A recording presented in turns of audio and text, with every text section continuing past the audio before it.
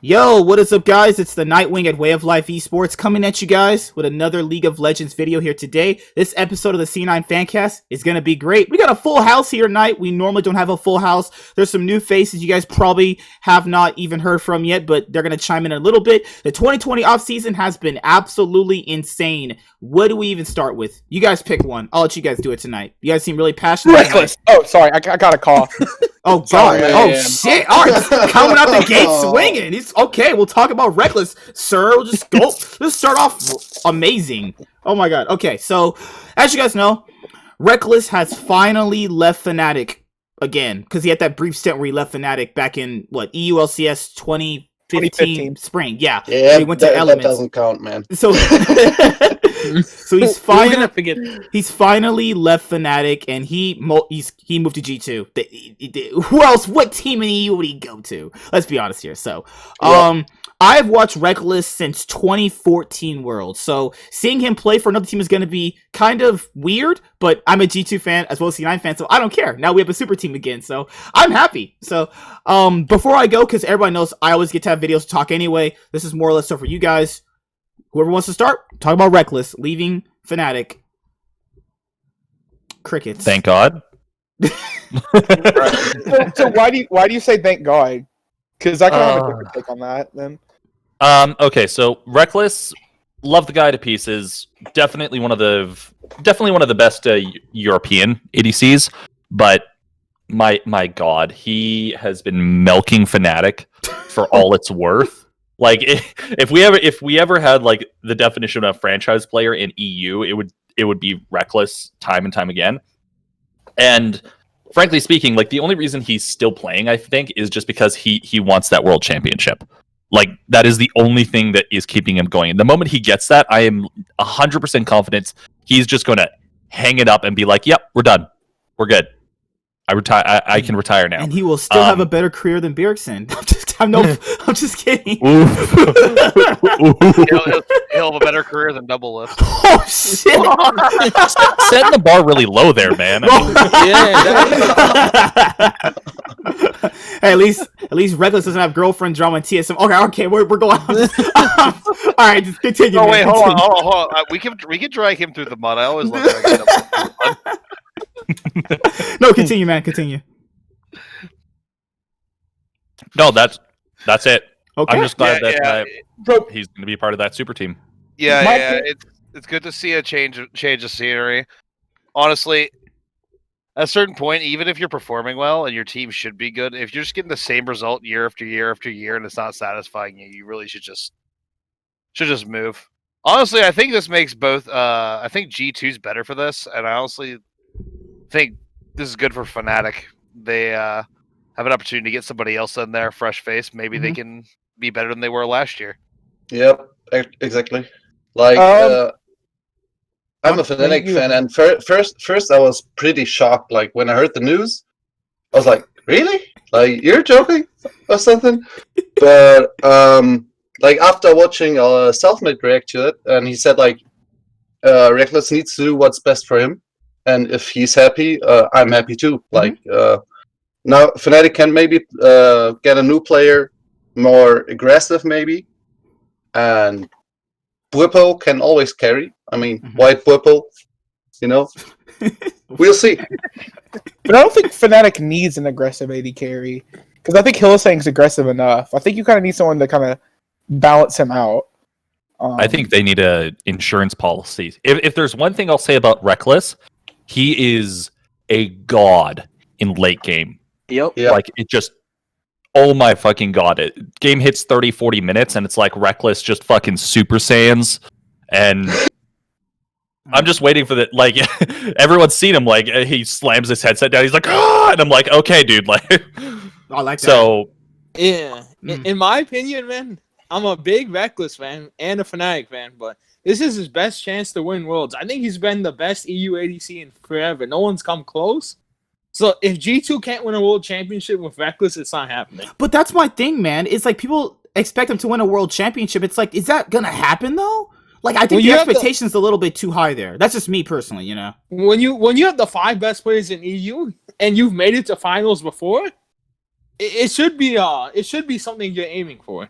But do you think Rekkles? Because I personally think it's a downgrade still to replace Perkz with Rekkles, just because of the individual that Perkz is. So, like, how is it? Like, I don't know. So I'm wording this poorly, but I think Rekkles was the leader of Fnatic for like all these years, so I think he'll still have a big voice in G2. But G2 doesn't need a leader. Yeah, but Rekkles will still command the respect from Caps and other players. Like, I do think G2 definitely needs a voice to get them to stop fucking around during the entire season, so they don't know how to, get their shit together and play for real during Worlds because they haven't played any other way the whole season. But I think Perkz is that though. No, but Rekkles is more serious. Have you seen the voice comments? So Rekkles is always like, he's always tough on his teammates and himself. He won't let other people get away with it. I mean, Perkz literally kicked his bot lane mid-season of a tournament during the mid-season invitational. Holy shit! I don't know what you want more tough on teammates then. So it depends. Like Perkz seems like a leader that is okay with losing as long as he meets the greater goal in the end. I don't know if Rekkles is okay with losing, like early on. So let's say if at the end of the year, let's say Rekkles wins no titles with G2, Fnatic has this comeback story where Fnatic's like the best team now. Is he going to be okay with being with them at that point? Is he okay with failing with G2 for a year and then the following year being really good? No. Hell I no. don't think so. Oh, if Fnatic wins, I think LEC might be switching to the same format the LCS is, but let's just say They keep a spring and summer split, yeah. Yes, okay. If Fnatic wins just one of those, then it's instant regret for Rekkles, I think. I think that's just defeats his whole purpose of the move. I think Because- there's like a big difference in attitude from like between G2 players and Fnatic players. Like obviously I've been following Fnatic mostly, but I know that G2 players, they like to joke around during the game, and I don't think Rekkles is like that. So I don't know how he's gonna be with the atmosphere of G2, if that makes sense, because he's very, very serious compared to them, and they like to make jokes during the game. Like you can see when you see their face cams in the games, they're always like laughing around and stuff. And I don't know if he likes that kind of stuff, or because obviously he's been waiting for so long to win something, and I don't think he's gonna be joking around with them. So I think you're right, and I think that's why they're probably bringing him in. To be honest, Rekkles is a Debbie Downer, no fun. Dang it! I'm just kidding. Wonder can't play WoW anymore. I'm just kidding. I'm just kidding, guys. I feel like sometimes it's like that because you've seen how he is with like Whip was always laughing around, but then Rekkles is not like the same as Rekkles like shut the fuck up. We forget Caps actually knows Rekkles. Caps considers Rekkles his mentor basically when he started. So maybe Caps had to agree to the move, and he knew what was coming. Can I ask you guys a question? I want to ask you guys this: would Rekkles be okay with just winning MSI 2021? Would that be good enough? So imagine if he wins the next split with G2 in the LEC 2021 spring split, and then he wins MSI. You don't think that's good enough? That's not like no. I think it's good, but not good enough. Yeah. Okay. I think it'd be. You know what? I think it'd be good enough to justify moving. Okay. Yeah. But I don't. Yeah, that's true. Yeah. It would maybe it would be good enough for him to be determined to like continue with them, but the only thing that he wants is the World Cup. Like he said that many times, he wants to win Worlds. Like that's his only purpose.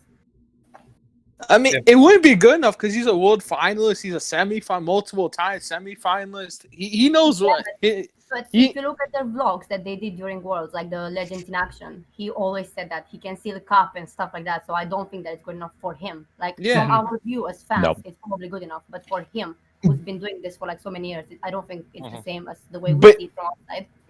MSI is international success, and not many Western players have it. Only 5 do. Yeah, but I don't think it's taken as seriously as like the actual Worlds, you know, by most people. But like, look how maybe you look at G2 because G2 won that MSI. It changed their whole narrative around that team. Yeah, people put them going into Worlds 2019. Some people had them as favorites to win the whole thing, dude. And I think that makes it worth for Rekkles. So let's take it from the Perkz angle. So is Rekkles an upgrade over Perkz? I personally think it is, because Perkz played pretty poorly. I think if they got any ADC, it was going to be an upgrade, and by default, it was going to make G2 stronger anyway. That's the key. Like, G2 didn't lose. Yeah. I think as an ADC, he's an upgrade, but when it comes to the way that Perkz was seen by the team, because obviously it's the same, like Rekkles is seen as Fnatic and then Perkz was seen as the face of G2. So I think from the like respect that Rekkles commands might not be the same from G2's perspective as Perkz was, but I think playstyle wise, probably it is a big upgrade, I would say. See, I agree to that same statement. As an AD carry, it is an upgrade. But I think that G2 team had something special as just that 5 group of guys. And I don't know how Rekkles can. I think the 4 other members of G2 respect him. Like, but I don't know how he's gonna. But did you guys see G2 when they lost? Like, oh my god, they were all that's not the same Caps, joy. No, it wasn't. They were all happy, joy, and then when they finally like just got dumped on, and there was just that realization. I think as a team, they realized that it is not fun to fail that hard when you don't expect it. And I think Caps brings a level of seriousness that the team actually needed. It's great that they have the mental fortitude to, oh, we lost here, we're just going to laugh it off and like, keep our heads up for the next game. But Rekkles is the player who will literally be able to just take everyone, like all the jokers on their team, and just like, maybe stamp them into something that is potentially terrifying for the rest of the world. Right. Because he's the type of guy who will say, hey, this is all fun and whatnot, and you guys are funny, but it's only funny until it causes us to lose at Worlds in an embarrassing fashion. Yeah, exactly. Are we really going to say the team environment is the reason why G2 didn't win Worlds this year? I mean, I'm not. G2 played pretty well this Worlds, in my opinion, and they only lost to Suning and Damwon, who Damwon was out of everybody's league this year. Dude, so I don't think the team atmosphere. I'm being honest here. They were a massive downgrade compared to their 2019 performance. They were. That's my personal meta opinion. thing, though, too. And I just think that, like, when Perkz said, "Oh yeah, we're better than 2019," no, you're not. No, you are absolutely not. They actually looked worse. But here, let me ask this: who had G2 beating Damwon? Because I know me and the other guy over there, he didn't, because we picked Damwon to win. Who had G2 actually beating Damwon around here? Be honest. Nobody. I don't think anyone. Nobody. Nope. Okay. Nope. No. I didn't have G2. I think 2 people in that call predicted that G2 could win a game. Okay, I wasn't in the call, but I didn't think G2 would win. But I woke up for that series because I thought it would be a close competitive series. No. Yeah. No. Well, G2's biggest weakness was their bot lane that tournament. Everyone else showed up, but Perkz and Mickey were gone. That's what I wanted to bring up. That's what I wanted to bring up. So the G2 bot lane, you know how all the issues people had with G2's bot lane were in 2019? That all popped up in 2020. That's the problem you had with them. Like, the issues people already initially had finally came up. There actually were a weak bot lane because Perkz, he kind of, what's that word? Covered up his weaknesses with mages, and the meta was different. And then now when the meta went back to more standard bot lanes, they just look like crap. Like, they played okay, but they were not the standard they played in 2019. That's why I didn't have them winning. They just looked worse overall. I don't think Caps had a good as tournament as he did. Jankos just looked like crap the whole tournament. Wonder and Mickey X were their best players to me, personally.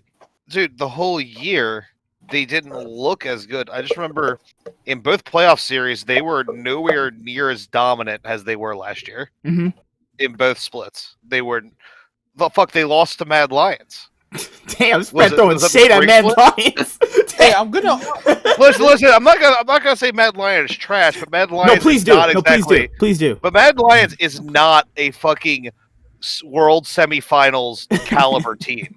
They did get out of play-ins, dude. Yeah. Still better than an A. Fucking point. Well, hey, this is a hot take, but I think during that Worlds run, Fnatic might have been the better team overall. They actually did more damage that tournament. This past World? Yeah, I think they were a better team than G2 during that Worlds. You could argue Fnatic was a better team all year, but every time they played G2 in the finals, they just didn't show up. No, man. That misses. I don't know, man. That summer performance from Fnatic before they went to Worlds 2020, that was kind of questionable, man. That looked bad. But in playoffs, they look good. Neither here nor there. To be fair, Yeah. To be fair, like 100% on the summer semifinals, when they were like 3-2 versus G2. It was because Nemesis stayed in the base when they were like trying to backdoor. So you have to give him props for that one. Even though in the final they were like all playing bad, you still have to give him props for the semifinals, because without Nemesis, I don't think they would have won that semifinal. So we have 3 Fnatic fans here. I want to ask you guys a question. Who was it? Was it Gragas who like backdoored? Oh. And Nemesis was staying with Lucian, and he like stopped him from backdooring and winning the last game. I want to ask you guys a question. There's 3 Fnatic fans here. I know she is Andra, Omasar, God damn, Oserman, and HMS. Do you guys be honest? I want you to be honest. We're always honest here about players. We don't sugarcoat shit. Yeah. How do you rate Nemesis? Do you think Nisqy is an upgrade over Nemesis? Be honest. No. Yes. Hell no. Yes. Okay, I think so. We got a no, we got a yes. Andra? Nemesis, I think, was really good in 2019 compared to this year. Okay. So, but I don't think he was the problem of the team. But also, I haven't really watched NA, so I don't know why. Because I've heard that the Cloud9 games, it was. Don't blame you. So I don't know. I mean, so Nisqy, it can be debated. Is he a upgrade from Nemesis in terms of mechanics? Potentially, or at least even with Nemesis, I would say. What Nisqy does bring, though, is a lot more, I would say, aggressive play. Which Nemesis, good on him for being able to, go even in lane over and over and over. Like, we saw him as a consistent laner. But I think Fnatic needs someone who's at least willing to, take the risk to try and get ahead a little bit and maybe show some teeth in the mid lane rather than just being, oh, it's Nemesis. and of course, he'll also play the map too. Yeah. Yeah, big one. Yeah. Here's my opinion as a Fnatic fan. I think I sometimes underrate Nemesis myself. The reason why is like we all forget Nemesis might have had a slump year, but at Worlds he did show up. And he didn't really get destroyed by anyone. And the year before, he actually did pretty well. I just think this was a straight garbage year for him. But he pulled it together during Worlds. Okay. Yeah, that's how sorry, I'll let you finish. Oh, my bad. And every time I see Nisqy at Worlds, that dude just ends up being a trash can. Like, he gets dumpstered every single game. At least Nemesis can hold on. I feel like last year, because in 2019 he was a lot better, and I'm not saying this is an excuse, because obviously if you can't handle the pressure, then you're not meant to be on stage. But I'm just saying that how much of this do you guys think that it is because of Fnatic, not even fans, like just stupid people from the Fnatic fan base who were like bullying him from the start when everything happened, because they did this over and over again. Every time it's like it's Guipo's fault or it's Hylissang's fault or now it was Nemesis. They always find a scapegoat for everything, and I think that part of the toxic fan base is why people in the Fnatic players are sometimes making mistakes. And I'm not saying it's an excuse, because they should be able to separate what they see online from their plays, but at the same time they're humans. We actually agree. So here, so it's 2 different ways I see it. I think fans, crazy fans that somehow are the majority now when they shouldn't be. But that's SKT. Oh god, it's just I think a lot of fans confuse what they see on YouTube over actual gameplay. Like, the fans are so, like, I'm not trying to be mean to people who are gonna watch this. You guys gotta stop being in love with these people. That is really weird. You are in love with someone you're never gonna interact with. That's already weird in itself. But separate YouTube content from actual play. If I look at Nemesis myself, I think Nemesis I coined this before. He was a weak side mid laner. As people say, weak side top laner. Nemesis was a weak side mid laner. Nemesis brought in Selfmade to play good with him because that was his friend he had on Mad Lions. They had good synergy. They did not have good synergy. Selfmade played away from him. He was like, all right, bro, you could be your weak side mid laner, whatever fuck you're doing. I'm gonna go actually carry some games. That's not good. And Nisqy plays really well with his jungler. Nisqy and Blabber had synergy like this. I think Nisqy is an upgrade in terms of playing better with Selfmade, which I think in turn will make Fnatic a better team. Now, is that going to beat G2? Like I see like the bigger thing around it, like comparing it to next season, like the item changes and the balance changes and everything. And I think Nisqy just has a champion pool that's way better for next season, like compared to Nemesis champion pool. And I mean, is anyone gonna say that anyone has anything figured out for this next No. season? but like just from what I'm seeing right now, and kind of predicting it. Like I'm not a pro, and I can't see what Riot's gonna change in the future. But like from my point now, I think Niski can be better. Like, Yeah, can I make a point towards that, man? yeah, sure. So this current Fnatic, we're talking not this year, but current Fnatic was a completely different from past iterations. We had Caps, Fabi, and Xpeke. Yeah. And the current Fnatic had Whipple. Rekkles at his peak. Hylissang was a beast too. So we know mid lane wasn't really expected to carry when you have like 3 superstars and add Selfmade, who's a superstar too. Like Nemesis was supposed to be the safe guy. He was supposed to be like would it be wrong to say he was supposed to like Perkz and not really supposed to carry like with double lift on the team? Given the past pedigree of your mid laners, Xpeke, Caps, and Febivin, it was expected he'd be like Caps. That's what the narrative was. He was supposed to be like Caps. You gave him that year in 2019. He played pretty well in 2019. I don't know why people rag him in 2019. He played pretty well overall. But when you have 4 superstar players and you get Selfmade, the mid laner at that point, and Nemesis was never a carry type player. Like he was more control. Yeah. Like that. Yeah. So you have like 4 superstars. He was never supposed to carry, in my opinion. Mm-hmm. Yeah, you know, one of the things that like it kind of explains why people are so like irrational. Well, not explains, but it gives an example of why people were being so like irrationally hating on Nemesis. When I was watching the last game that Fnatic had this year with Top Esports, like in one of the games, I think like Nemesis was playing Galio and he was giving his farm to Selfmade, and one of the casters actually said this out loud. He was like, they're giving, Nemesis is giving his resources to Selfmade. And then the fucking, like, the Twitch chat was like, oh my god, Nemesis farm. Like, like irrational, you know what I mean? Like, criticism is fine, but like stupid shit like this. That is why everybody I agree. Fnatic fan base. That is why I never talk to Fnatic fans. Like, every time I talk to them, it turns like to like an argument because people are just always like in trying love. to find these, like, rational reasons to hate instead of valid criticism that people can improve from. I want to invite you guys to this Fnatic group I'm part of, and some of these people, I swear to God, these are the weirdos who cannot get girlfriends, and their girlfriends are actual hands because these people's arguments are actually trash. I was like, why? I was like, explain to me, why is Rekkles leaving a bad thing? Because, like, he got me into playing League and I love him. God, alright. Is it the group I was in? I'm pretty sure. God, that group is fucking full of morons. Dude, seriously, those are the cringiest fanboys I've ever met. They're like, I love Rekkles. They're like, I love Rekkles. I pray to him every night. He's my waifu. Dude, this is weird. Is Fnatic just like the EU C9? No, they're the TSM. Similar with Sneaky. Yeah, right now they're TSM of EU. I say they're worse. They're worse. Worse. Even as a Fnatic. Okay, so CLG. No. Fnatic. Wait, why are we making fun of CLG? CLG's not even. CLG's not even an LCS team. They're just a wildcard. Yeah. They're There you go. they're an CLG academy is one team off that we season. let. As a CLG fan who has a former Fnatic member now, I mean, Oh God. look at us. Watch out.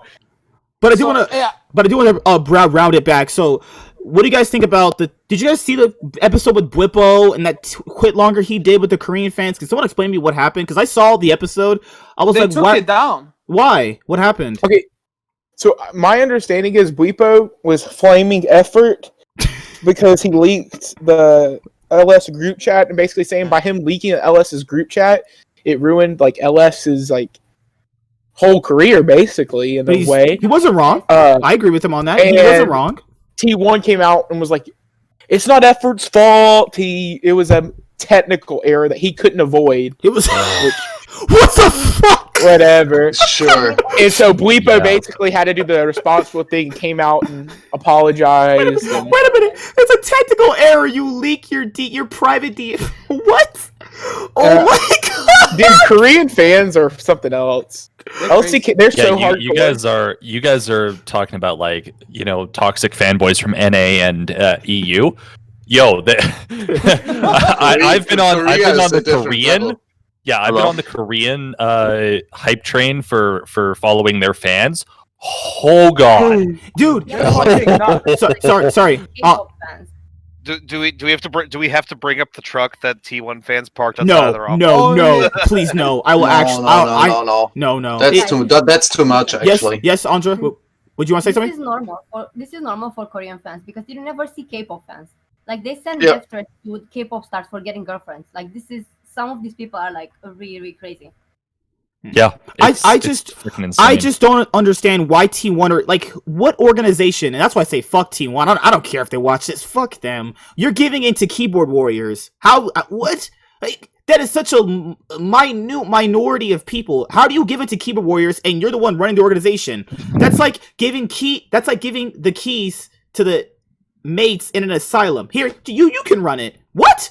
What's wrong? What the fuck? God damn! What's gonna happen with LS though after all this? Because I know he's probably not gonna be with them anymore because they announced the different coaches. Yeah. So do you know? Yeah. That is such a big fuck you to him. And it's like, here's our coaching staff. No, fuck T1. Like, just what? That is such what a piece of shit. You could not mention it, and they said effort. Literally didn't mean to do it. He didn't mean to leak private DMs. What? The damage control's a bitch. I'm sorry if I'm being mean. Am I saying anything wrong? Am I saying anything wrong? Is LS still casting? Is he casting still? He's depressed in his room. He will be casting. Well, no, LS was in talks with a few. It was just T1 was the main team that was looking to sign him. So basically, he was never like formally announced as, hey, LS is part of our coaching staff. You know, their formal shit they do. But sorry, I'm sorry for cussing, guys. It just always irks me. They did that. It's like that's such a douchebag thing to do. They didn't Can anyone hear me? Yeah, you're good. Yeah. I'm surprised. Doesn't T1 half American org? I thought they weren't let them get away. They are. Joe Marsh, who basically is part of Comcast, owns them. Yeah, that's all. I'm surprised they let them get away with that shit. Because T1's the biggest Eastern, or at least the biggest Korean organization. Right. They're so big. You have to it's like TSM, you know, when TSM decides to leak roster moves on certain players' streams, you know, they have to come out and make statements that people don't like. It just comes with being the biggest org in your country.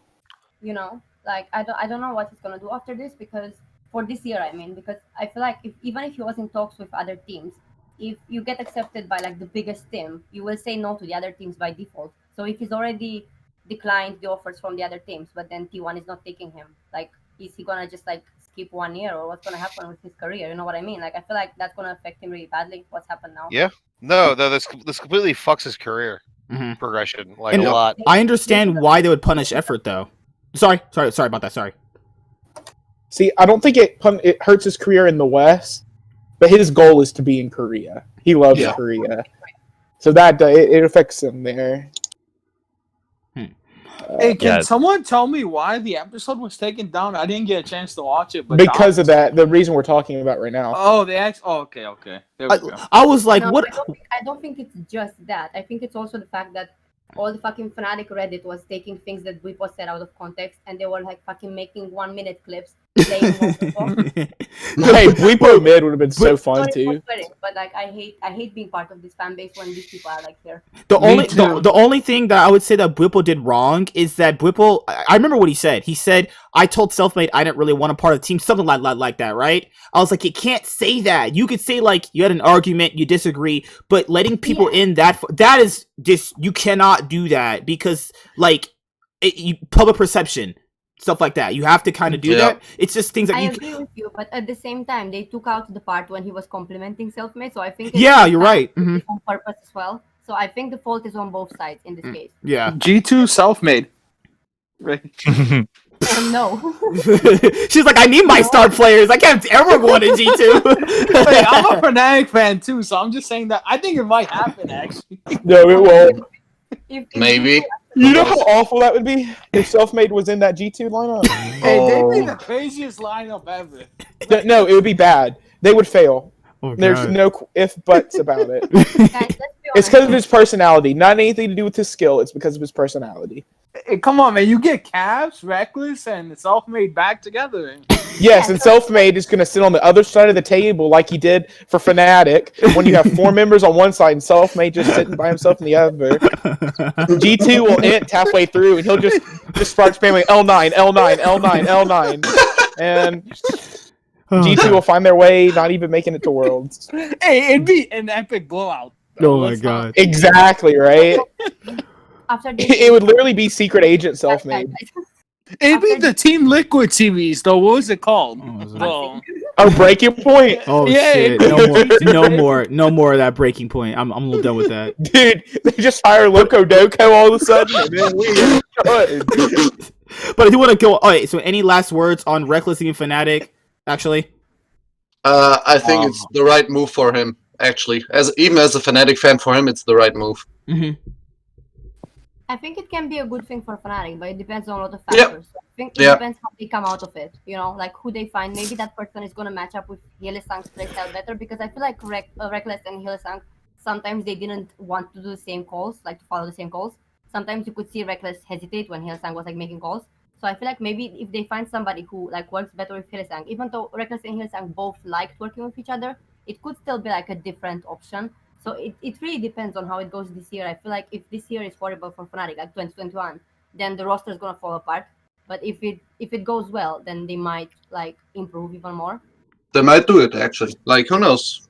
Like if they get a AD carry who can adapt fast with them. Yeah, I think we have to wait and see. Yeah. Can we talk about FlyQuest though? Almost. That's what I'm thinking. Almost. We'll be there. Anybody else want to say anything on Rekkles? Even though he's the luckiest ADC on this planet, I'm just kidding. I'm just kidding. I think it's a great move for him, and I think it's nice. I've seen a lot of the moves besides Rekkles. I think the LEC will start to see more emerging talent, and kind of it's nice to see the old guard like move and try to do new things. So I think it's great, and I think it's up in the air who's second, third in LEC now because with all these moves. The only thing that I don't want to see, and I fear that's gonna happen, but hopefully not, is that G2 is actually gonna be like the only team that's gonna do something. Yeah. Like, I don't mind G2 winning because they've been winning for a while now, but I just want to see someone try to kind of be on the same level as them, even if they don't manage to. I want to see competition, like real competition, not just G2 like smashing everyone, you know? Which that's obviously why on that. the roster they had. On that I actually have an idea here. Would you guys think Hylissang is an upgrade over Mickey? Yes. Yes, I think it's better. Okay, they better call Mickey then. I mean Hylissang. Man, that's hard. Hylissang, I don't know, man. That's rough to say. I mean, we're all jumping on like G2 and Fnatic constantly because historically they've been the best. SKT and Astralis signed entirely new rosters this season. SKT, you mean SK? Or, yeah, Oh, SK Gaming, yeah. SKG, Gaming? not SKT, but SK Gaming's roster will wipe the floor with Astralis' roster. Astralis doesn't even count. Astralis is like Astralis is like 12th place North American LCS. That doesn't count for shit. No, that's too far. Too far. No, they actually are, man. Have you seen their roster? Bro, Have you seen Golden Guardian's roster? Bro, they have Promise Q. That's good enough for me to say, yeah, you're 12th place. Oh my god, Promise. Just tell me you're Nuke Duck. Nuke Duck was bro. Tell me, He's a special one. The funniest thing, before we move on, the funniest thing on Twitter was, remember how Trump said, I won the election. Jack was like, I won the offseason. I mean, to be fair, TSM and Cloud9 did win the offseason. Cloud9 and TSM. C9 Perkz, C9 Fudge with Blabber, Sven, and Vulcan. Like, holy shit tits. That is... Hey, I'm just saying, G2, TSM, and Cloud9 won the offseason. If TSM's roster moves come through, we'll talk about that later, but, if TSM's roster comes through, C9 and G2, they won the offseason for any Western team. And Team Liquid? Team Liquid? Team Liquid. No, that's true. Team Liquid, all four big Western, LEC, LCS teams won the offseason. Can't believe I forgot CLG over here. CLG won the Immortals offseason. Fucking... Okay, actually, this was crazy to me. So, when I was looking through it, there were like 6 teams that just flat out dropped every one of their players and are rebuilding. Like finally, man. It's been like it's freaking insane. Immortals just like as soon as it opens, they're like, yeah, okay, so our entire roster, fuck off. Okay, we're starting to Whenever we get to that, I want to talk about Immortals for like. All right, so you guys want to start from the bottom up? Let's start from the bottom up. Well, since we're already on Immortals, so let's go over that one. So what was the roster? It was like Revenge, Xerxes, Insanity. What was the bot lane? They've literally Rain only and, signed 2. No, well, that you have like the rumored lineup. It's I can't remember who the support is. Oh, the support is like Destiny? Isn't he a LATAM guy, or am I thinking of Golden Guardians? No. So Guardians the don't have only the Latin official, the only official moves that have been made are Potluck and Apollo. But what was it? Ika, Gate, Alltech, Soaz, all dropped. Apollo isn't staying with that team. Sorry, which? Apollo isn't staying with the team. Not as far as we know. No. But what I was gonna say is, I believe it's I know Raze is the AD carry, but the support was going to be Isles. Destiny. But Isles chose C9 Academy over an LCS spot. I mean, Immortals is 10th place, man. Well, they have Destinies who they're getting as their support, apparently. Yeah, 10th place. I think Golden Guardians is definitely 10th place, but... No, it's Immortals or Guardians. No, Golden Guardians is in a whole different league. I mean, the only reason nobody's saying anything about EG is because EG's... All right, here's what I want to focus on. I want to focus on Cloud9. You guys obviously know the best ones. Cloud9, maybe TSM. It depends how that roster puts together. 100 Thieves, and Team Liquid. So let's start with FlyQuest. FlyQuest. I'm also on board for FlyQuest. So we'll do FlyQuest first, because that's like to me the more easier one, because the other ones are the bigger orgs. So let's do FlyQuest. So FlyQuest have I start this one off? FlyQuest have Licorice, Jose Dodo, Palafox, Diamond, and Johnson. Is that a Dark Horse team, really? Hell yeah, No. man. I think so. Johnson's going to take them from like top 5 material straight down to bottom 5. What Like, the Whoa! By the way, top 5 material to bottom 5 is the exact same thing. yeah, that's the point. Wow. Oh shit! I mean, No, Johnson has never impressed me with anything, and What? while the rest of Whoa, FlyQuest, whoa. yeah, no, Hold I'm Let gonna him say finish. it. I'm gonna say it. Wait.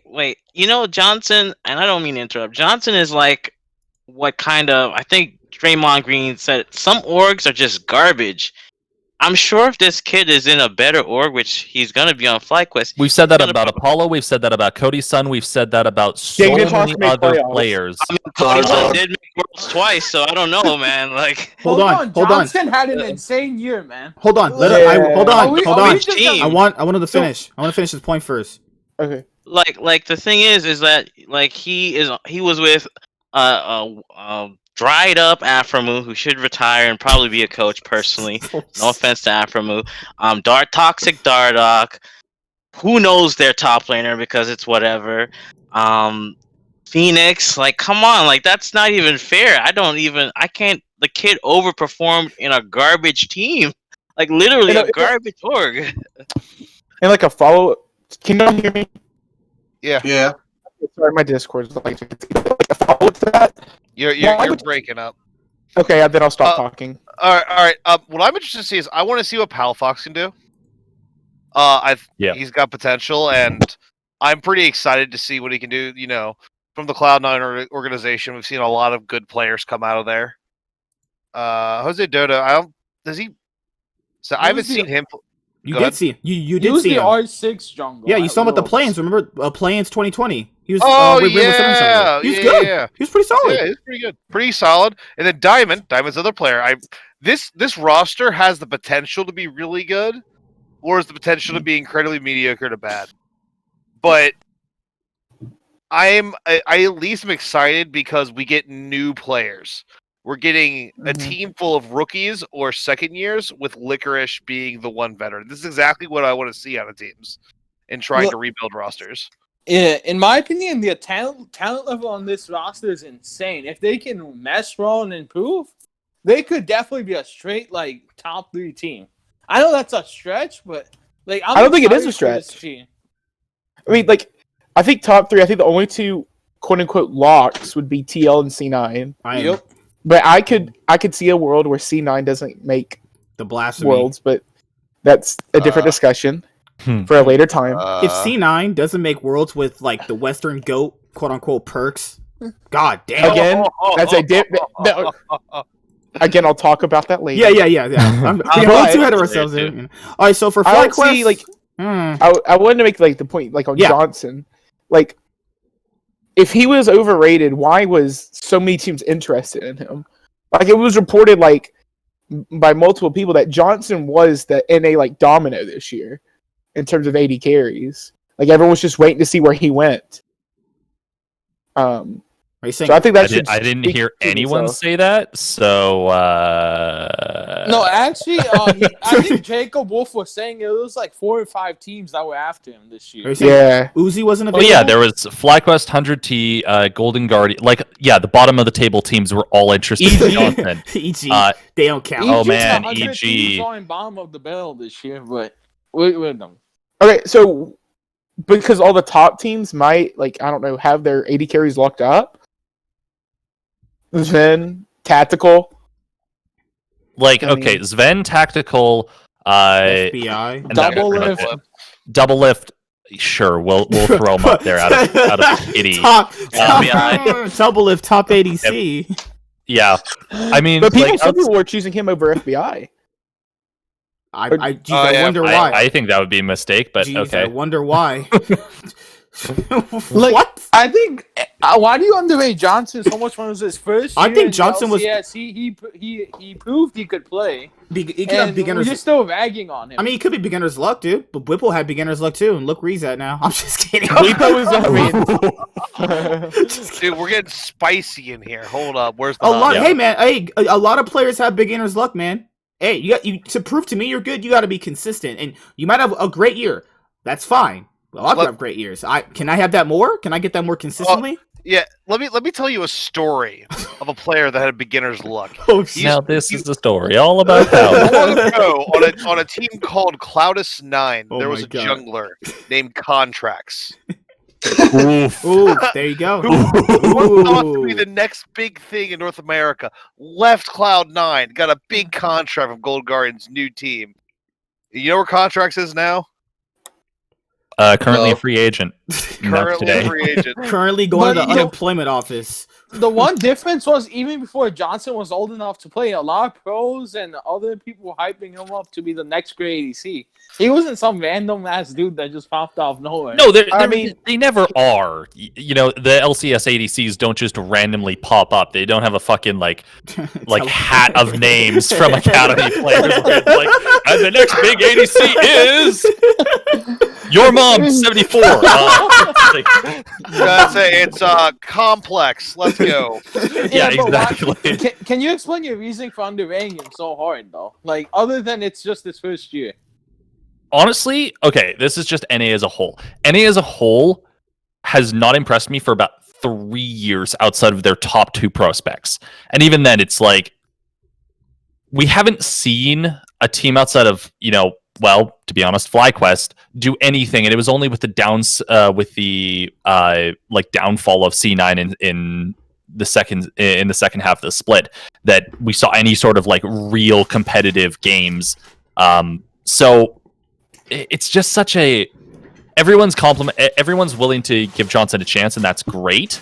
But until he actually proves himself against the actual top 3 ADCs within North America, I just don't have any like real faith that he's going to live up to the prospects, because nobody really has. But don't you think that's the kind of move that Tactical is like the slow burn, because he like went 0 to 100 in such a short fucking time, and it was only really at Worlds where I was like, wait, you're saying that Tactical was on Team Liquid for a reason other than Double Lift left and they had no one else to replace him. Yeah, but my thing is how people keep saying believe in NA talent? Like, when exactly. There is actually good NA talent, why do we doubt them like every single time? Like, isn't it time we get our superstar NA players? But we have to Sure, you give him a shot, but I'm just not confident in him. But don't you think this is a perfect team for his shot though? No, No, 100%. This is the best chance that he has to prove it. And either he'll prove it this season and I'll be like, you know what? I was fucking wrong. Johnson is a fucking god and he's going to be the replacing Sven on Cloud9 next season when they lose and don't go to Worlds. So but it's as with all players like this, I would say it's a hard 50-50 shot. I would say either he fucking nails it and is the next big thing, or he's another Contracts. Because I've only ever seen those two types of players pop up. You're either a tactical or you're Contracts. Like there's no in between. In my opinion, though, is NA ADC talent has always been decent. Actually, if we think about it, NA ADC talent has never been like. I think ADC's been our best position actually for a long time now. It has. We do produce decent ADC talent. The greatest ADC is Doublelift, and I have a shrine of Doublelift just sitting right in the back. You guys won't notice. I pray to that every night, honestly. I'm just kidding. Doublelift, Sneaky. I definitely pray to Sneaky. Tactical, what FBI? Cody's son was pretty decent, actually. But how are you hyping up Tactical and then blaming Johnson for his experience when Johnson has more LCS games than Tactical does? They both started this year, though. But Johnson started in spring, Tactical started in summer. Yeah, Tactical's played one split. I agree, Tactical is super good. And yet Tactical had a substantial impact, not only on his team's performance and their standing, but he was able to prove that he could hang with the top three. Quite easily. Johnson had Aphromu. Tactical had Core JJ. Jensen, he had Jensen. He had a whole bunch of veterans on his team. Those sound like excuses to me, man. Sure, but honestly, a single player can destroy an entire fucking team. Like, come on, man. Just straight up. If Tactical was underperforming and was not able to hang, every team would be exploiting the ever-living shit out of him to the point that, they would make what was happening to Darius seem like fucking, or not Darius, Dyrus. Too many Ds. Like that same thing would be happening, and you would have Tactical up there being like, I just want to play League of Legends. Like, just straight up, if he was an exploitable issue with Team Liquid, we would have seen it 100%. Yeah, but my thing was, I thought Johnson was maybe the second best ADC in North America this year. I totally agree with that one. The thing is, I just love getting wrecked by you guys' points. Just keep going, because you guys is good content. I feel like this comes down to NA structure, not players. The thing is that if you've seen a lot of these players, it's like someone has to break a leg in a sense in order to get them to shine. Like, like I think Dignitas actually wanted Sneaky a little bit before, and like they had no other person, so they go get Johnson. Tactical was on TSM Academy, and he was just, TSM got Sven, they got Kabe. They don't let these. What I'm getting at is these orgs latch on to these players, right? And they don't let talent, like if you compare EU and LPL and LCK, they will get rid of you in a heartbeat because they're like, you know what? There's a new talent. He's young. We're gonna try a year. And he's like, okay, you're 100, but you're good, so we're gonna still let you play. Like, look how long Sticks they had to go before they changed them. That's my point. They need to start. Like, I wouldn't be surprised if the teams that we say are garbage actually become like a middle of the pack team, or even upset someone in the upcoming split. But I think CLG. Okay, CLG's different, but because as a CLG fan, we're just built differently. But my point being, like, I think that's something we've seen out of LCS as a whole this year, is away with the old and with the new. Mm-hmm. Even if it means importing OS players or importing Latin America players, it's still something different. It's not the same old washed up NA talent for the most part, and I think that's progress. Plus, OS counts as NA now, so exactly. Here's how I see all these things. I'll see it when I believe it, because these roster moves could fail, and they could start reverting back to what worked with them before. I don't know. I'm just saying, possible. But in terms of FlyQuest, Licorice, I still think is pretty good despite having a bad 2020 LCS Summer Split. Jose Dodo, I liked what I saw out of him at the Worlds 2020 play-ins. Palafox is a question mark. I know people say, "Oh, he did well in Academy." Okay, he's playing up against real LCS players. Let's be honest here. Like, Perkz, Jensen, Power of Evil is his big competition. So I'll have to. Hey, I'm not gonna say he's gonna do really well without seeing him play against actually really good players. All right, who's their AD carry? There's me, Johnson, right? I think Johnson is right outside of Sven, FBI, and Tactical. So roughly a 4th place, 5th place ADC. I need to see him play better this year to really place him in that top upper echelon. And Diamond, another question mark. Academy's one thing, but when you're playing up against actual better LCS players, in terms of like how supports Rome, I need to see how he impacts the map. That's how I see it personally. At least we're using Academy talent. For one. Exactly. Well, Agreed. What do you want to say? well, I'm gonna go ahead and throw this shot out here. You say it's one thing to play against Academy players, another thing to play against LCS players. For the last couple of years, are we sure that there's a big difference between the two? Yes. No. Yes. It really depends. That's what I'm saying though. Like when you compare him in a vacuum to Jensen, Perkz, and Power of Evil, do people really think like he might be the best ADC of all? Not best ADC. Sorry, Palafox might be a really great mid. I'm not saying he's not. But when you play up against people like them, it's a little bit different, and people are gonna look at him and go, "Hey, why aren't you better than the best mid laners in the league?" Which is that's something. Now, if he's like a 4th place mid laner, that's good, but that's also not gonna win him anything. Yeah, sorry. Well, we gotta give him time to develop. We Exactly. can't just say, "Oh, one split. Oh, you're garbage." I'm not saying that at all. What I'm saying is that when you try to compare the teams and try to rank them, you have to rank them lower based off the fact that they have no LCS experience and they haven't played against the best mid laners yet. That's why they could be a dark horse team. That's fine. That's great. I think there's also a different factor as well. We had in Fnatic Academy, we had Felix as well, and he had like really bad anxiety about being on the stage. And after COVID is over, who knows how the Academy players are gonna be when they get on the big stage with actual audiences, if they can play like next year as normal. We don't know what's going to happen with COVID, but like if that happens, are they prepared with that atmosphere? Because that's a big factor as well. I think in like the stress, of being on stage. Like I think that can be a problem for some of them, even if they're good, maybe. I don't think playing on stage is as big as people make it out to be. Oh, I think playing on a world stage. Whoa. I think. Whoa. Wait, you say that now, but a lot right. of the rookie teams. All right, I'm gonna head out. Nothing. I'm just kidding. It only when COVID hit did those rookie teams actually start doing shit. Because there wasn't an audience. Yeah. But think about this. Like, look at Rogue last year. There was an audience. They were a rookie team, and they performed. I don't think it's a they performed on stage. I don't know, man. They performed to the very last. I think a minute. world stage thing. That's a big deal. No. A LCS stage or like I don't think that's a big deal. Oh, sorry. One at a time. Sorry, I keep getting jumbled in. I think like a lot of gamers tend to like have anxiety because a lot of people who have anxiety tend to go into this like entertainment means that are like you have to be alone and stuff like that. Like personally, I don't have like really bad anxiety, but I feel like even I would have problems being on stage. So that's why I'm saying, like, personally, I think if you already have anxiety, it's a problem. If you don't have that, then it's not a big deal. But it really depends on a case-by-case basis because, as I said, like, this happened with us when we took Felix in as substitute for Worlds. He didn't want to play on stage because of anxiety. So.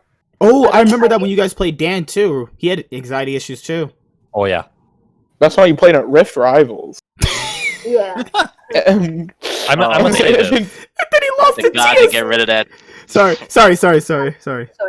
I think this like works the other way around as well because I definitely think that at the start when all arenas closed and they had to start playing from home, like in the first few weeks, you could see Fnatic and G2 were playing worse because I think they are so used with having the audience cheering for them that in the first weeks they were playing not like bad, but like worse than usual. And then they started to get used with the being at home atmosphere and stuff. But I think it was definitely a change for them. So I think this thing works both ways, like for new teams to be on a big stage, but also for big teams to not have the like real vocal encouragement from fans. I think that Fnatic, at least the players in Fnatic said that. I don't know how G2 felt, but I could definitely see that they started losing games when they started playing at home. Yeah, did you see the Rekkles interview where he said that? When he played at home, he thought it was a joke. Yeah, He said he I couldn't think- take it serious at all. Yeah.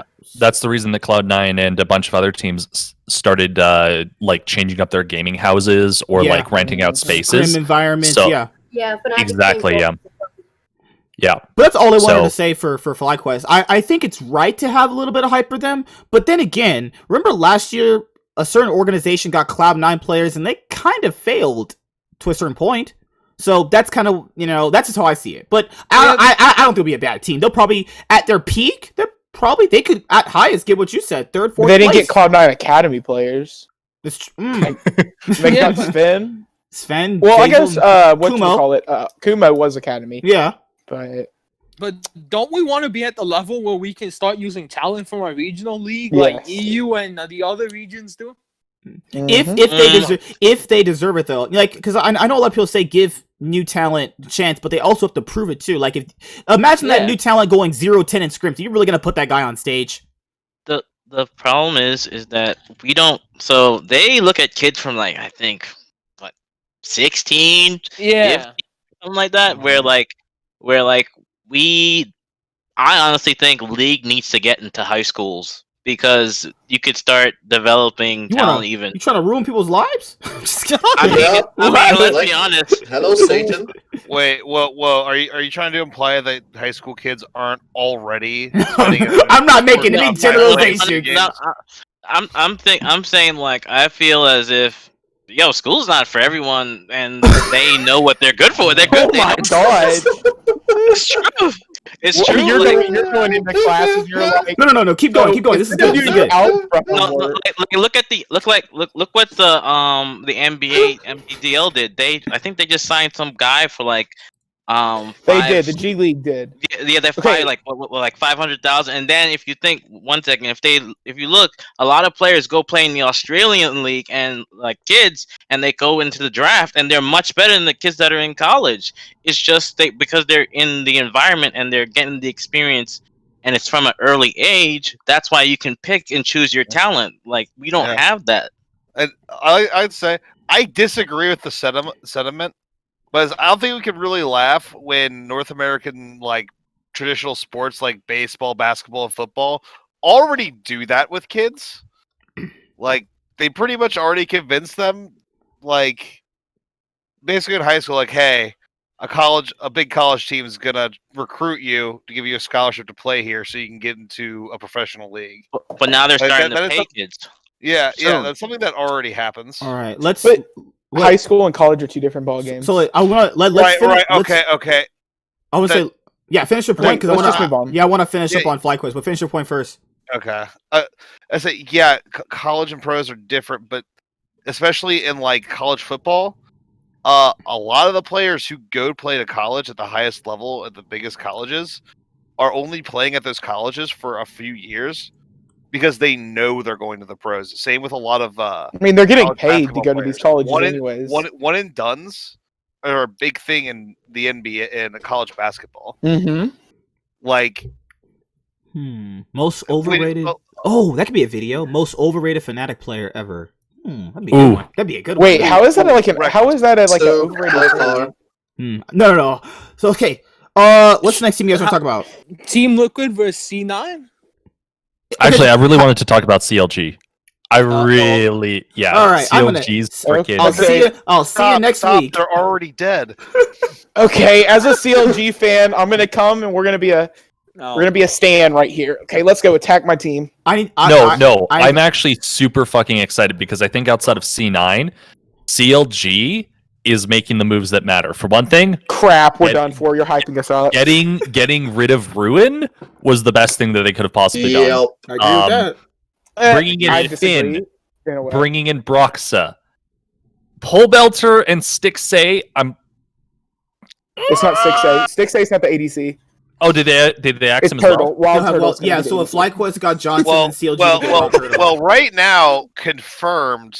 I don't think they have anyone besides Finn and Broxa confirmed, do they? Yes, that's correct, but you can make a guess. As per Jacob Wolfen, the other credible source, the roster is Finn, Broxa, Pole Belter, Wild Turtle, and Smoothie. Mhm. All right, That's- come on, continue your put point. it sneaky. My Get point sneaky. is, I'm actually hyped for CLG again because it seems like they're taking things seriously again.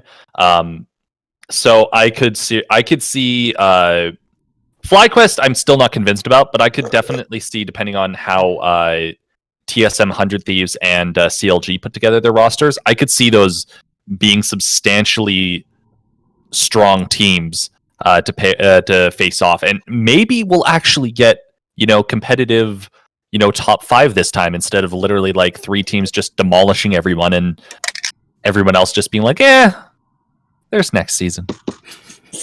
Okay, so as a CLG fan, I'm just gonna say one thing you made: the best move that CLG made all off season was getting rid of Weldon. That needed to happen for obvious reasons. He brought ruin to the team. Yes, the only thing I'm really upset about with this roster is keeping Smoothie. I think that's pretty much the only problem I have with it.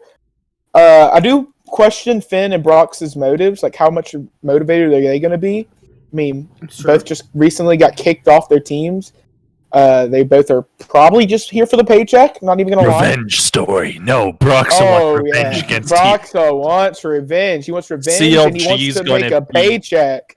CLG's going to take Team Liquid to Pound Town every time Brox's legendary Lee Sin. What is with CLG grabbing ex-Fnatic junglers just after they're washed up like Rainover and Broxa? It's like... It's because Fnatic's successful.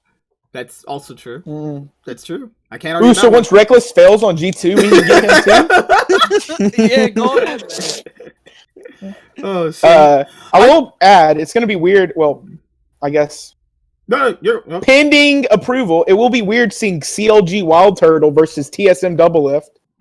Yeah, that'll be fucking amazing. I mean... The battle of the washed up ADCs. The battle of... But like, it was CLG Double Lift versus TSM Wild Turtle for years. Dude, are you in a blender? Robot. Anywho. But then what about TSM? Well, TSM doesn't count. They're just TSM, dude. 2022. Huni and Sword Art, like. Oh yeah, so we're not even sure that's happening, right? We'll just for the sake of conversation. For the sake of conversation, I'll just say let's go to TSM because I'm pretty going to talk about TSM. So TSM's roster would be, if everything goes according to plan, Huni, Spica, Power of Evil, Doublelift, and Sword Art. I like all the moves except for Huni. That's just a terrible move. I'm not sugarcoating that. I think Huni stinks. Huni's trash. Like, he's just bad. That's just a bad move. Okay. Huni's going to replace Doublelift, so... Alright, I'm gonna head out. Alright, TSM. You're CLG level now. Okay, let's let the TSM fan say his opinion on the roster. I think I would have preferred Licorice or like. Yeah, I imagine you prefer the best top laner. Yeah. Or even I think when they had boot camp and Broken Blade couldn't have come with them. They got Niles. He was a rookie talent they could have brought up.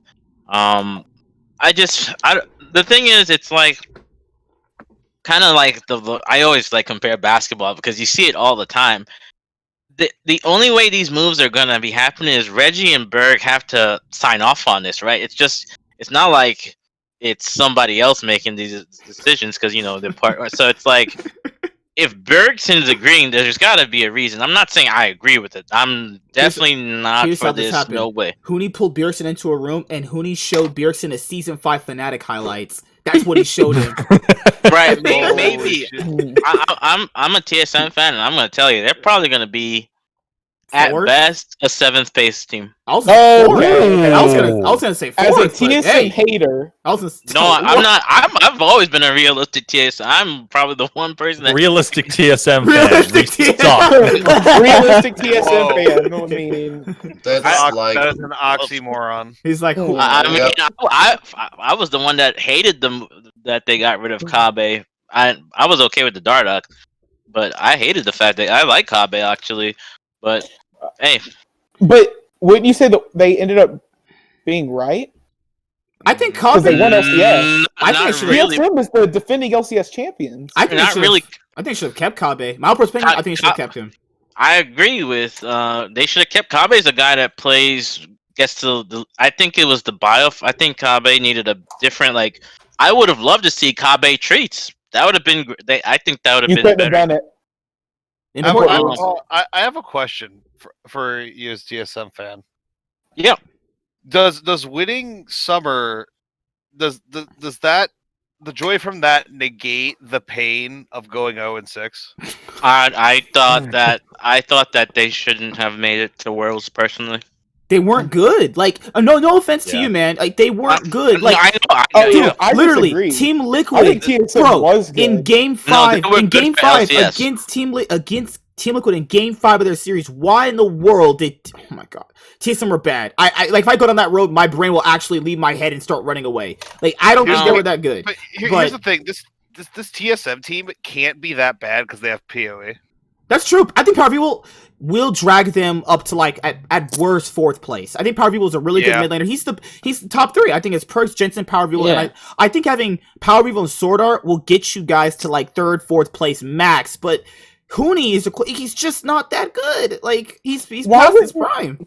Hey, this is my personal opinion, but I think 3/5 of the roster is overrated as hell.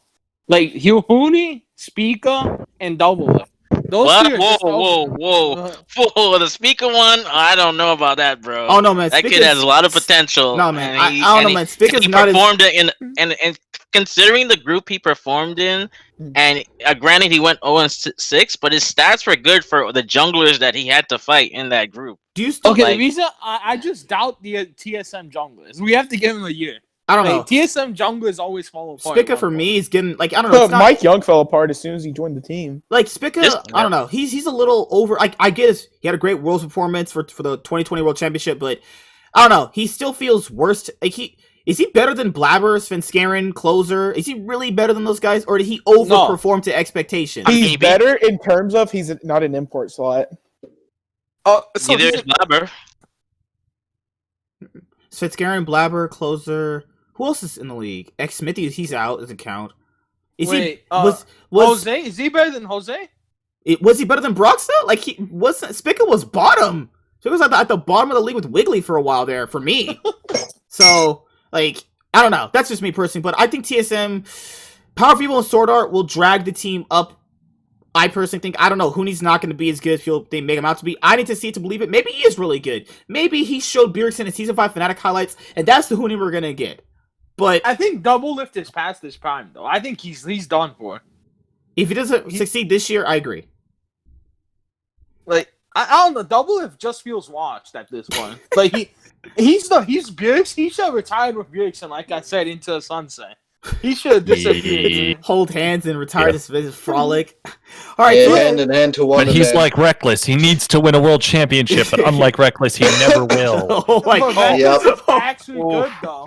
But Rekkles, good. But the thing is, people don't realize Rekkles has always been surrounded by very good players. True. I take Rekkles 100 out of 100 times over Double Lift. Rekkles performs that world even Double Lift wouldn't take himself over 100 times over Double Lift. He would tell it himself. Dude, Rekkles actually performs at world's level. Double Lift, you can't even find it. My issue with Rekkles, my only issue ever has been with Rekkles is he's a little too passive. He's just a little too passive.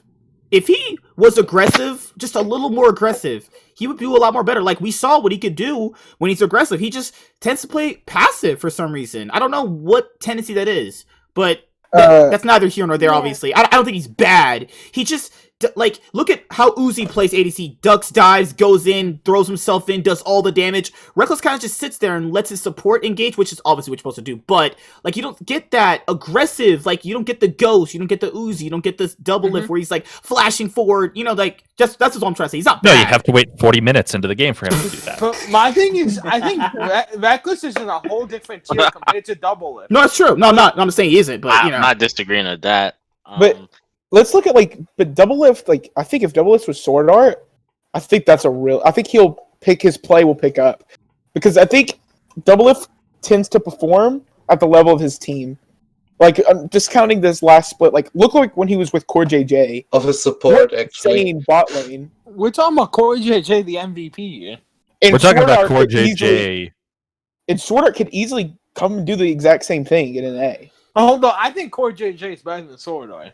I agree. I would say better. I think they're both about even. They played great at the World Championship. I think it's just about even. Yeah, that's a tough one. That's a tough one because LPL has pretty good supports down there. Most teams, like I don't know why. the problem with TSM isn't like it's just the top lane. It blows my mind that an org like TSM goes into an off season where Impact and Licorice are on the table. I have a and theory. get Funi. I have a theory about this. So the preseason changes are very clear. I've been playing a lot of Gray Screen Simulator because I'm an ADC main, and it's a big oof for me right now. Every single lane. That's all you need to know. I tried to do that, and Rengar, a 1-in-7 Rengar with 1 mythic item, obliterated my entire health bar off of just his alt jump. Anyways, so my theory is Huni's never been let's be real, Huni's never been that defensive tank player. He's never been the guy who's like, oh man, look at him, he's just tanking up all the damage at the backside. No, he's always been the one where it's like, oh shit, did you see that 3-man barrel chain? I was about to say that. And so in theory, if this season is the season 3 what the fuck assassins meta that I am actually expecting it to be, we could see a return of Huni's Fnatic form, and if we do, holy shit, that's terrifying. Am I wrong, or is it like tanks like Giga OP right now? I actually agree with you on that. No, it could happen. So I wanted to ask. Weapon? Huni known for more like lately like Rumble, Giga OP 1v3 tower dives. No, exactly, and that's this season in a nutshell right now.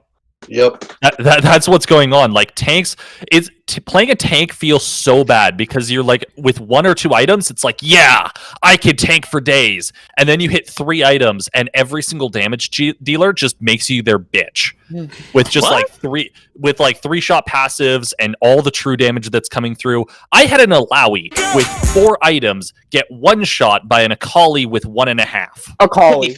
To be fair, Alawi's a bruiser though. But like, have you seen I don't want to talk about preseason. Okay, Cho'Gath, has been. Hold on. What ranker you guys? Because you guys know me. I peaked at Challenger. That's all you need to know. I peaked at Challenger. Oh, he's plat. Yeah. Plat. That's pretty good. I go for higher, but this season's been. I usually hover around gold and silver. Okay. With all this like new item changes, I don't think we'll know the meta for a long time. Nope. Because we don't. I mean, they seem to want carries. Cool. They seem to want carries is the big thing. They want the damage. They want people to be able to carry. And Huni is many things, including a feeder, and one of them is admittedly a potential carry. So I agree. Andrea and Osman, do you guys want to say about NA? You guys have been quiet for a little bit. Are you good? No, I'm here. Okay. Are you still high? I'm high as a motherfucker. I'm telling you right now. I'm cool. I agree with the Huni theory actually, because he's known to be like, or was known to be like a rhythm and like stylish player. I would say like many Korean top laners, and this meta is so chaotic. And his brain fits like perfectly into the chaotic meta. So there's one more thing I want to cover, but you know how like most of the Fnatic fans, you guys are Fnatic fans, obviously. Like, what do you guys think about the Fnatic fans on Twitter saying that Fnatic doesn't know how to manage their organization by letting all these star players go to G2 when it's very clear just Rekkles wanted to leave? Like, can he have free will? He wants to leave. Like, what do you want them to do? Time to a chair? So I think their argument is that G2 didn't have Perkz have free will, quote unquote. Mm-hmm. But I don't think Perkz wanted to go to Fnatic. But that's a whole different argument. I don't know if you guys heard, but Rekkles, Fnatic offered Rekkles the biggest contract in history plus shares. What so it wasn't a money doubles issue either. Was it 2 McDoubles and a small fry? Just kidding. No, but Rekkles was offered basically damn near everything, but he wanted to win. I mean, so he was given a contract last year by Dignitas. They told him he has to play with Bwip. They told him he had to play with. would have been higher. They told him he had to play with Bwippo another season. He's like, all right, I'm gone. I'm gonna head out. I do think it's funny that the whole rumors about Rekkles being like, "Hey guys, y'all should sign this Niski guy. Let's get this is who I really want y'all to sign." I think that was completely fake. Apparently, Bwippo said that is actually what Rekkles asked for. But he didn't say. He didn't force him to. Yeah, it wasn't like the first choice, but Rekkles was fine with Minsky coming as well because I think that video that was deleted. Guipo confirmed that Rekkles wanted Perkz, but then he was fine with Minsky as well, but not as the first option.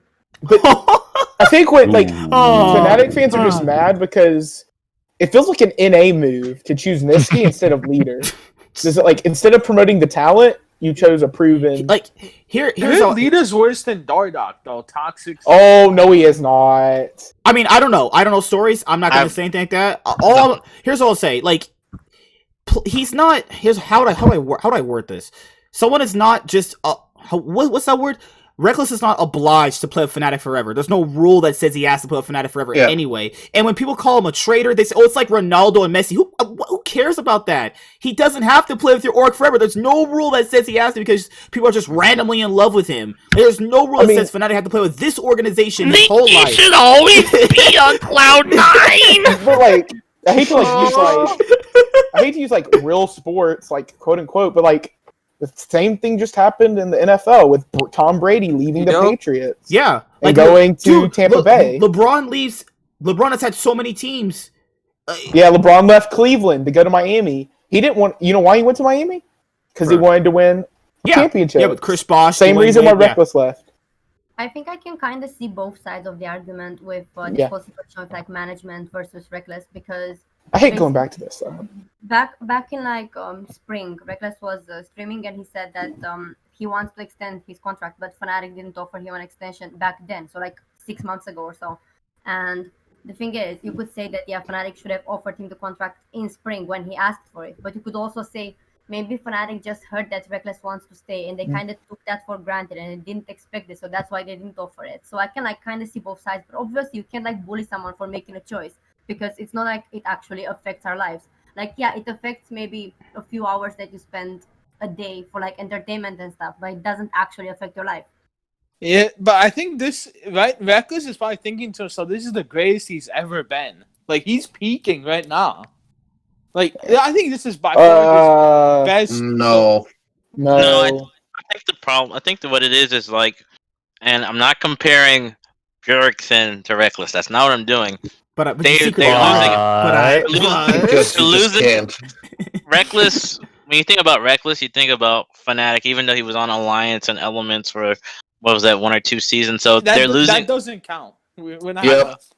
Right, but they're losing an icon. So I think you meant to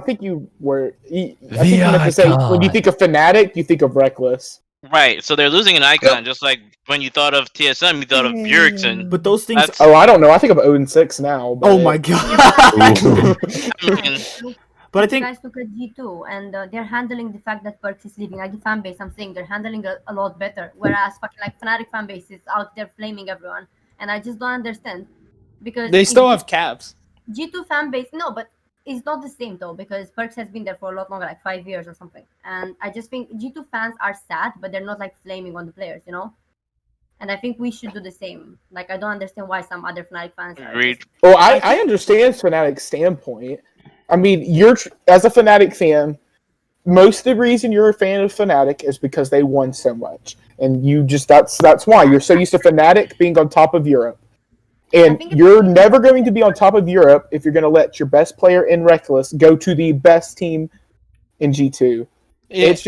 It's a whole step. Fnatic fans expect Fnatic to take the step up when it's just a huge step down for them to let Rekkles go to G2. Can I be honest though? For me, the first any game of League of Legends I ever watched was the first game of Fnatic, and that was Rekkles wasn't there, but when Rekkles Caps came, for me that was Fnatic. But when Caps left, I was pissed. Yeah, me too. And now when Rekkles leaves, I can understand it, but I'm still kind of pissed because it's we lost our 2 greatest players. Be upset, but not just flame all the players and the management because we don't know all the things that happen behind the scenes. Management, I think you deserves the flame. Rekkles doesn't. That's my point of view. I think that when management doesn't either because you don't know. Management doesn't deserve to be flamed. Nobody really deserves to be flamed. Period. Yeah, but fine, but I think the responsibility should fall on the management. Is my point. But what are you gonna do with Rekkles? Time to a chair enforcement to stay? He just wants. But I think you should, as a management, you should make it where Fnatic is your ideal place to be. Like you should never have let Caps leave. You should have said Caps. It is still but here's the thing though. But Caps was a free agent. Here's the thing. What if they did that and he just So still was wanted to leave Rekkles. though? Like what if they did that and he still just wanted to leave though? No, I understand, but I'm saying that's their goal. That they, as a organization, he shouldn't have ever wanted to leave. Does that make, that makes sense? But Fnatic gave him all the money in the world. They offered him the biggest contract, shares in the company, and he still threw it down on. But Fnatic should have went after better players. Is what they should have done. Well, who else could they have gone for, man? Everyone. What at the time? Upset. Don't you guys think that Upset's trash, dude. Let's has not even. improved like a lot? At the Say it time, one I more don't time, think they should have. Wait, what happened? Oh, no. Hold on, one at a time. One at a time. What? Who's going first? Andre? Who's going? Yeah. I was asking, like, don't you guys think that when Caps left in 2018, that he wasn't nearly as good as he is now? Like, I'm not saying he wasn't good. Obviously, he was very, very good. But I'm just saying that I think since he's been in G2, Caps has improved a lot. And I don't think that Fnatic management could have seen that. I'm not saying they should have still seen his potential. But I just don't think that we can compare 2020 Caps with 2018 Caps. That's Wasn't 2018 Caps still the best mid laner in Europe? Yes. Yes, he was the best player in the West. Versus Invictus, he fed like really badly. But that was rookie. He did. That was rookie. He did to World's Finals. That whole roster, they should have run it back. That's what they should have done. They should have. I don't know. Caps is more consistent now, actually. Like But back then, he was like the rookie superstar, but now he's. But like, I think he would have done the same thing if he was on Fnatic. But the thing is that I He was wouldn't Young sorry. Buck. What I was the Caps. Young Buck mentioned with that team when he was with them that Caps was actually a band-aid for that team. Yeah, we don't know what behind the scenes. So like.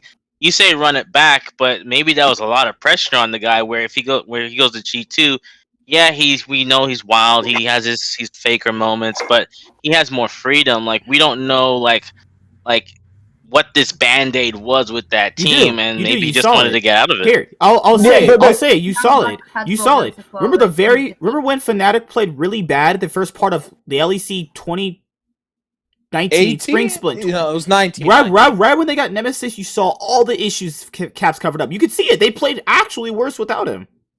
Like, Yeah, but, okay. My point. I don't blame Caps for going to G2. That was a smart option. My point is just Fnatic should have had a better. Fnatic should be able to keep the players they have. But they have a good. Listen, I'm not sure if you guys noticed, but Young Buck said that year it was on breaking point almost every other week. Like the team barely was held together. You see the way Nemesis acts? You see the way Nemesis acts, man? He's like, I want to play my mid lane. I love LS. He's my best friend. You're talking about 2018 Fnatic like falling apart, right? Yeah, they were. So why would you choose? Why wouldn't you choose Caps? No, I think Caps wanted to leave because Young Buck said that whole team was fighting all the time. They were like on breaking point. I mean, 2019 with Nemesis and Broxer, right? I mean, you could see it though. You could see it though. 2018 was the same way. Maybe I'm wrong, and I misremember. I think Fnatic is going to be fine. I think there's still a place. Like, look at Selfmade. Like, think about Selfmade going. He left SK, right? Goes there, makes a name for himself. Kind of hard carries them because of the meta. Not gonna lie about that, but I think Bwipo. People give Bwipo too much flack. Like I'm not a Fnatic fan, but I love his playstyle, and they give him way too much criticism and critique. And I think Fnatic will always be a place because they've always had players go through there and always produce. Like. Yeah. They always produce. In a way, Fnatic and G2 are Europe. Like, without them, Europe wouldn't be anything.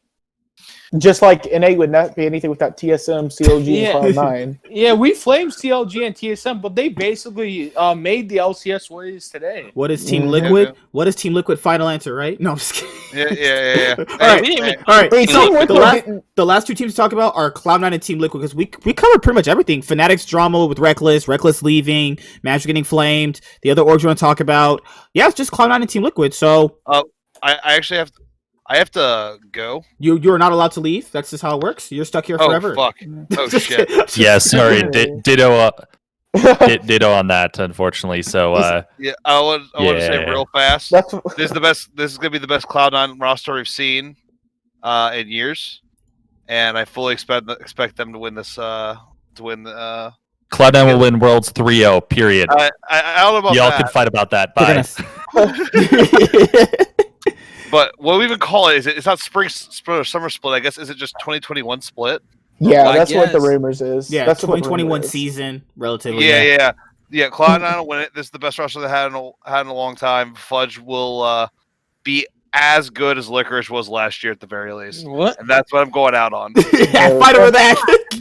I'm not So can I counter that? No. No. Like, as a, Nope. See ya. no, you can leave, but like, okay. That's why I think Team Liquid actually wins the split. Is Fudge and Blabber. Anybody else have any hot takes? Like, Fnatic's gonna win World Championship next year, 3-0 over Damn One Gaming. My throw it at only me. hot take. Well, actually, what I saw, Andrea, were you gonna say something? Yeah, sorry about that. Yeah, I was gonna say regarding what they were saying about like what if Cloud9 wins. Like I feel like with all the shit that happened in 2020, all the surprise, nobody expected the pandemic, nobody expected anything. So I wouldn't even be surprised if that happens because like if Cloud9 wins, that's gonna be like the least weird thing that can happen after this year. TL winning MSI. TL or C9 winning MSI. Let's put it. Oh, right. I'm about to leave. I know this is You guys like blew my mind. the C9 fan, but who is y'all's favorite going into? Is it C9 or TL? I think it's 50-50. I like TL because of Alfari. I think I agree. It's straight up. I agree with that. It's straight up 50-50. I think people don't remember how good Sven and Vulcan actually were. Like they're a good bot lane, and they can match Core JJ and Tactical, and you could also argue Sven is better than Tactical in some areas, right? The problem is, I think Blabber is not as good as I think a lot of people make him out to be, but he's not bad either, and I think he can handle Santorin to some certain extent. The only question mark is like Fudge. That's pretty much it. It does make me happy to think that Blabber is going to be working hand in hand with Perkz. Like, what a development opportunity! Man, But God, Perkz isn't a roaming mid laner though. But honestly, but it's a mid jungle is literally the meta. It has been for a long time. I think why it's gonna work with Perkz and Blabber is, think of it. I'm not saying that Blabber is caps. That's not what I'm saying. Yes, you are. But think about Blabber's like pool and how good he is and the champs that he can play. He has a big champ pool too. And now you got Perkz. It's like you have like a roaming. I wouldn't say caps. That's not what I'm saying. But you have a roaming person that can be crazy, and then you also have Perkz. It's kind of like a new Like I feel like Blabber can go top, Perkz can go bot. I feel like there's gonna be more dynamic on that team now than before, because I feel like Niski was trying to be the NA Doinby, to be quite honest with you. I mean, like I said, I think TL's the favorites, but I'm like Cloud9's going to be my second team, probably my main team, because who cares about COG, right? Like COG will be there just because I'm kind of forced to root for them, but I love Perkz. I'll be honest here. Like in power rankings coming up for the 2021 LCS season, it's gonna be either flipped. It's Cloud9 first, TL second. I think having Cloud9 first doesn't mean you're thinking that TL's that much worse. It's pretty neck and neck. I just think that TL will start out stronger because they have a more solidified top laner who already know how he wants to play the game, how he wants to get ahead. Like Alfari's pretty good. I think Alfari's great. The only question mark for C9, which knocks him down for me, is just Fudge. I can't say Fudge will smurf on the league. What basis do I have to argue that, That's just me personally. One thing that does excite me about C9 is I did see on Twitter today, Vulcan's heading to Europe. And I think so is Blabber. And I think so is Fudge. And I think they're doing a European boot camp. And I don't think a lot of teams are going to get a boot camp this year. So I think that's going to be absolutely massive for this team. Because I think you were going to talk about TL.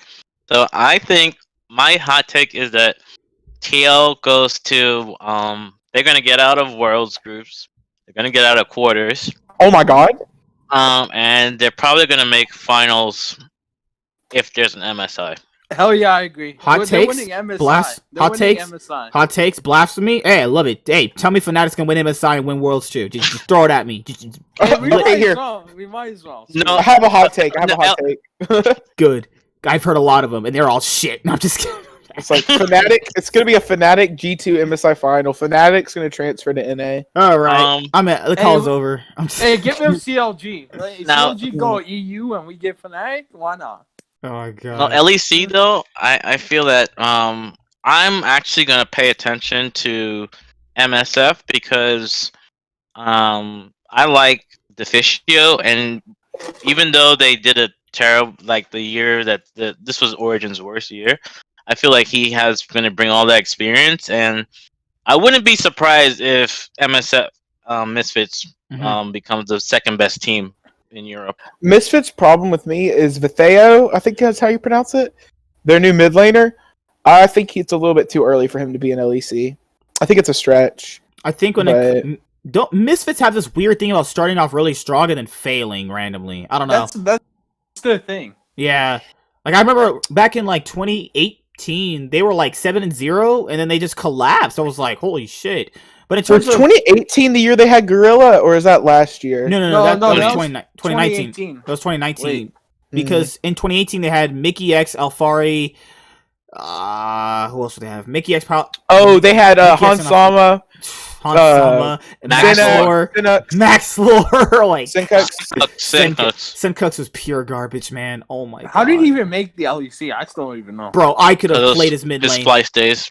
Bro, even He literally had Wonder and Mickey X on his team. I just think. Do you guys think people are flaming Finn a little too much? I get Finn was bad, like for Rogue, Finn was bad, but I don't know. Like maybe he could. I don't know. Like I agree. I think they're flaming him too much. I don't think he's LEC level. But only CLG could screw up a good NA offseason by getting a low tier EU player, while every other team gets a decent one. Immortal signed SOAS and Ica. So, yeah, that's the CLG dream right there. The bro. French. Oh my god, CLG SOAS. Give me the French baguette. Oh my god, he plays on stage with a baguette on his computer. I wouldn't be surprised if CLG gets Ica and what's his name, SOAS on the team too. We never talked about 100 Thieves. By the way. that's the last thing to talk about. We covered pretty much everything. No, we had some pretty good conversations tonight. We forgot EG too. Ew. Everyone forgot about EG, dude. That's all right. So we'll talk about 100 Thieves. No, but I liked having you guys on. You know, it was great having dialogue back and forth. It's always good to have people that have a different opinion and that aren't going to be like, oh, yes, man, yes, ma'am. Just I hate that shit. I hate people that are just like. I don't. You guys know what I'm trying to say? Like, just naturally disagreeing because they don't feel like arguing. I liked how you guys brought out your points because you wanted to. You believe your points and you bring them out, and you don't care if someone disagrees. And you guys actually were all well behaved, which was really, really, really good. I liked how you guys came in and spoke your shit. I like that. You guys got to. The only issue here I have is like when you have a controversial point, you guys kind of back down from it. That's what I kind of noticed. Like, no, if you really believe what you're saying, I'm just joking around. You guys know me, I'm just kidding. If you really believe CLG will win MSI, get out of here. I fully believe that TL is making out of groups. Hey, Liquid's winning MSI. I'm putting that right now. Over Fnatic? Oh, you're some fan. Hey, bro, are you being serious or not? Are you being serious? I'm in the NA. Yeah, I'm on the NA Kool-Aid this year. Oh my god. Dude, I'm always on the NA Kool-Aid. But honestly, you know how remember when they used to believe in NA? I'm all in this year. Oh no! I think C9 is the only NA team that can win an international. Dude, here I'm being honest here. Like, I've always been this way in my life. I believe it when I see it. That's what I do. You did see it though. But talk is cheap, man. All these things. That's all visionary. I got to see it on the Rift. That's just me. I'm glad we're making different choices, different moves for the better. I do have to mention one thing. I don't know if anybody knows, but Nest is still going on. If you guys want to watch some league, they have it on their Chinese form of streams. So I don't know if you guys are missing out on league, but I just wanted to toss that out there. But isn't Yahoo playing? Yahoo's playing? Isn't Yahoo playing? You're talking about. I think the whole RNG. But Omer-san and Andrea, hope you guys enjoyed your first time. Being on this. Hope you guys enjoyed your time. Sure, but we forgot about one big thing I wanted to mention. Actually, yeah, sure. Go ahead. Yamato Cannon just joining Fnatic as a coach will be such a. I agree. I agree with that. I agree with her. Let me ask this: did Mithy warrant getting switched out? I don't really know the behind the scenes drama. The behind the scenes. I think that's the way that he was so unprofessional when it came to Fnatic, and I'm not saying like. obviously everybody at some point criticized Nemesis, but like the way he did it as a caster, I just don't think it's professional. And I feel like a lot of why Nemesis is no longer on the team is because of Yamato, and I don't like him. I don't think he should come and like make demands and bully players, because that's how I feel about him. That's what I feel he did with Fnatic. He was always like really like, I don't know, like I don't think he was impartial, because when you criticize teams as a caster, you should treat all the teams equally when they make mistakes. But I feel like he was so tough on Fnatic and not the same on the other teams. I think that might be just your opinion as a Fnatic fan, though, because I don't think he's that way at all. And I'm a neutral LEC person. I don't really have a team. I actually like Yamato, so. So my thing is I love his content, but I think he's one of the most overrated coaches. Like, Vitality.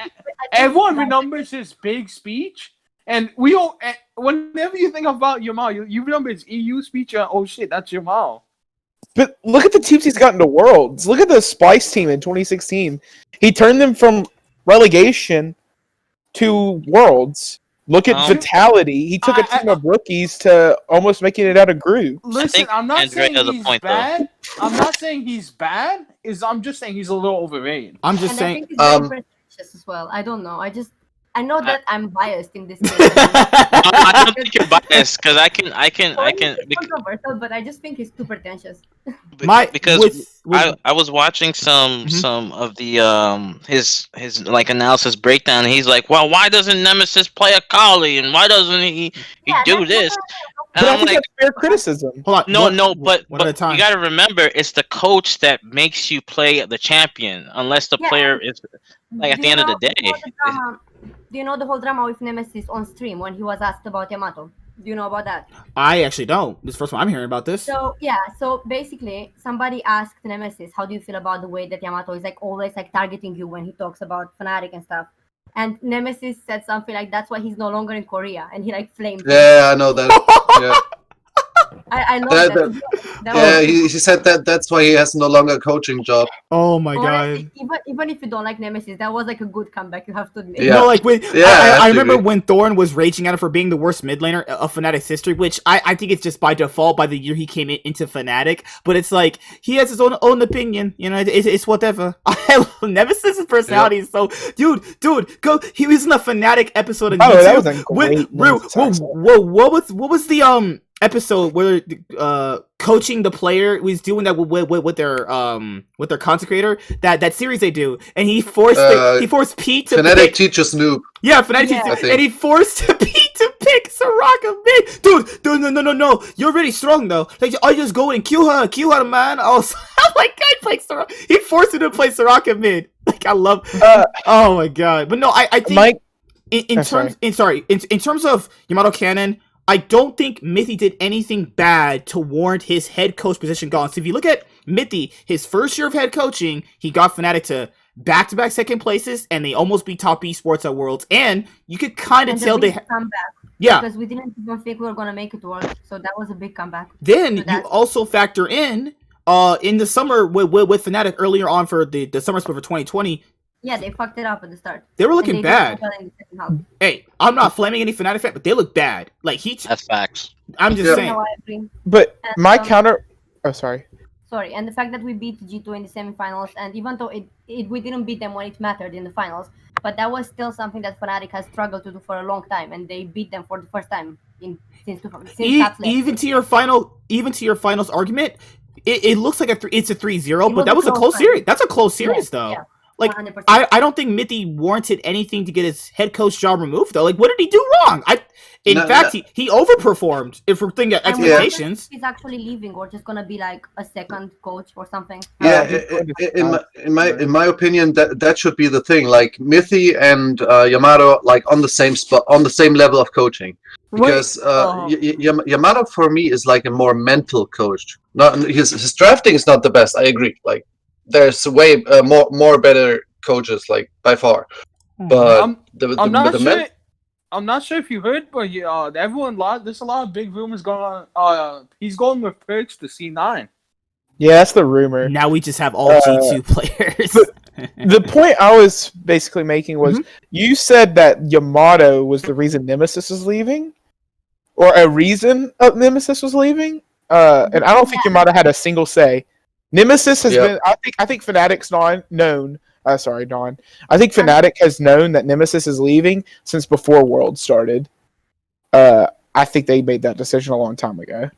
I'm not saying that like Yamato asked for it, like you have to kick him out so I can come. I'm not saying it's like that. I'm just saying that maybe if Nemesis, even if he wanted to leave, he was still under contract until next year. So if Nemesis wanted to leave and Fnatic wanted him to stay, they could like make him stay because he was still under contract. So I feel like Fnatic, like the management at that point, chose between them two, and they thought, okay, we'll let Nemesis go because I think Nemesis does want to leave. Like I think that Fnatic doesn't want Nemesis though. That's my point. Yeah, and because it wasn't like, oh, we'll let Nemesis go. It's Nemesis, we don't want you here anymore. We want to upgrade. They were like, but I think Nemesis also doesn't want to be there. They were like, hey, they were like, hey, you're not as good as. They were like, hey, you're not as good as Knight. What standard is that? You're not as good as one of the best mid laners in the world. No, but he wasn't competing. Again, like I was making the point earlier, Fnatic is expected to compete and win Europe. No, you're right. I agree. And Nemesis is not I think Nemesis is holding that team back in some ways. I think there's a lot of problems with the current roster, which is why they're making changes. But I think they've known that Nemesis was going to be gone for a while. Just like I think Perkz knew before Worlds or I don't know, maybe before Worlds, but before Worlds was over, Perkz knew he was leaving G2. I think he knew that. Do you think Perkz wanted to leave G2 or that? No, I don't think he wanted to leave G2. He's tired of playing AD carry. Do you think it ever came down to Carlos actually choosing between them two? Yes. I think yes, 100%. Here's how I saw it. He was in a love triangle. You ever seen Twilight? He was in a love triangle. It's either choose Caps or Perkz. Oh God. Hey, I'll be honest, and it still surprises me that he chose Perkz. He made the right decision to choose Caps, but Perkz has done so much for him. But can we be honest here? Could we be honest here? Did he really lose out on any choice? So he got the best mid laner still. And if he chose Perkz, he would still have one of the best mid laners and a great shot caller. He never lost on any of his decisions. That's why I love Carlos, man. Hashtag G2 win, and fuck you. I'm just kidding. Oh, no. Dude, I think it's just I do think it's funny. You as a G2 and C9 fan, how ideal is this? Like, bro, ideal. You know what's gonna? And I got my hot take. G2's gonna underperform actually this year. I'm gonna laugh at that. All right, now well, they're gonna underperform. So what are they gonna do? Are they gonna lose? Are they gonna lose one game in regular season? The reason why I said they're gonna underperform because if you think about like towards the if you're watching, because Andrea, you're probably watching LEC, and I love watching LEC too. They didn't do so good in the playoffs. And they weren't inventive at Worlds at all. It's like every other team caught up to them. And what do you think is going to happen this year? More teams are going to be like, you know what? We want to beat G2. And they're going to push them to their limits. And when you keep getting pushed, you're going to start losing more games. Wonder's not going to be like the same. Caps is not going to, like, these new talents are like want to beat them. I think G2 rely too much on Caps sometimes, and I think if the enemy team is just gonna like focus Caps, because that's why when they lose, because everybody's focusing Caps, and I feel like because they have this one player that they're giving all their resources to, and the jungle plays around Caps all the time, and I just feel like that's like their weakness is because Caps is the best. They also kind of like give the most to him. So I just want to say, we can't beat Caps 1v1, but like we can like focus Caps if we want to beat G2. Like that's the only way for another team to beat G2. I just wanted to say thank you guys for all being here, though. It really does mean some of you guys all came out and for tonight. Actually, no problem. Just so I know. Here's my you could argue that we can argue the same point over and over again. Wait, let me get my hot take in. Yeah, because we have the Hunter Thieves, which I was going to talk about. Yeah, we have one more team to talk about, and that's it. Let me say one thing, though. No. It's real quick. I'm just kidding. The Shy and Rookie are going to bust open the door. G2's going to get PTSD, and they're going to fall apart. You know what? And you know what? When we smack you guys around the finals again 3-0, I want you to come crying right to my doorstep. Hey, I ain't gonna cry. Hey, I got my G2 jersey coming, bro. Oh my god. Wait, you're gonna be switching, you bastard? Hey, Rekkles game, bro. No. Rekkles game. Stay with the boys in yellow. You're always Fnatic. That's what the I just want Fnatic, Rekkles jersey, and the G2 one when he wins Worlds. When he wins Worlds and cries like a baby. Oh my god. Okay. So We think I just wanted to say. What happened? What happened? I just wanted to say that I gotta go now because it's like 4:30 a.m. in the morning. What are you doing away? Is that the EU time? Holy Yeah, shit. man. You guys came out. You guys Like I woke up for this actually to be here Oh, like yeah, 2 there you- hours, but I gotta work in like 5 hours. So Damn. What? Work? COVID? That don't go to that. You sound like you're trying to leave me, man. No, I'm just kidding. no, I have to actually work like for 3 or 4 hours and then go back to bed again. But no, man. Thank you for being here. It was nice seeing you, man. Hey, again. it was a pleasure as always. Can't wait till Yeah, I thanks, talk man. to you. Can't wait to talk to you in 3 months where we smack you around in the finals again. Hope you're like Yeah, that. I think that will be the possibility. Yeah.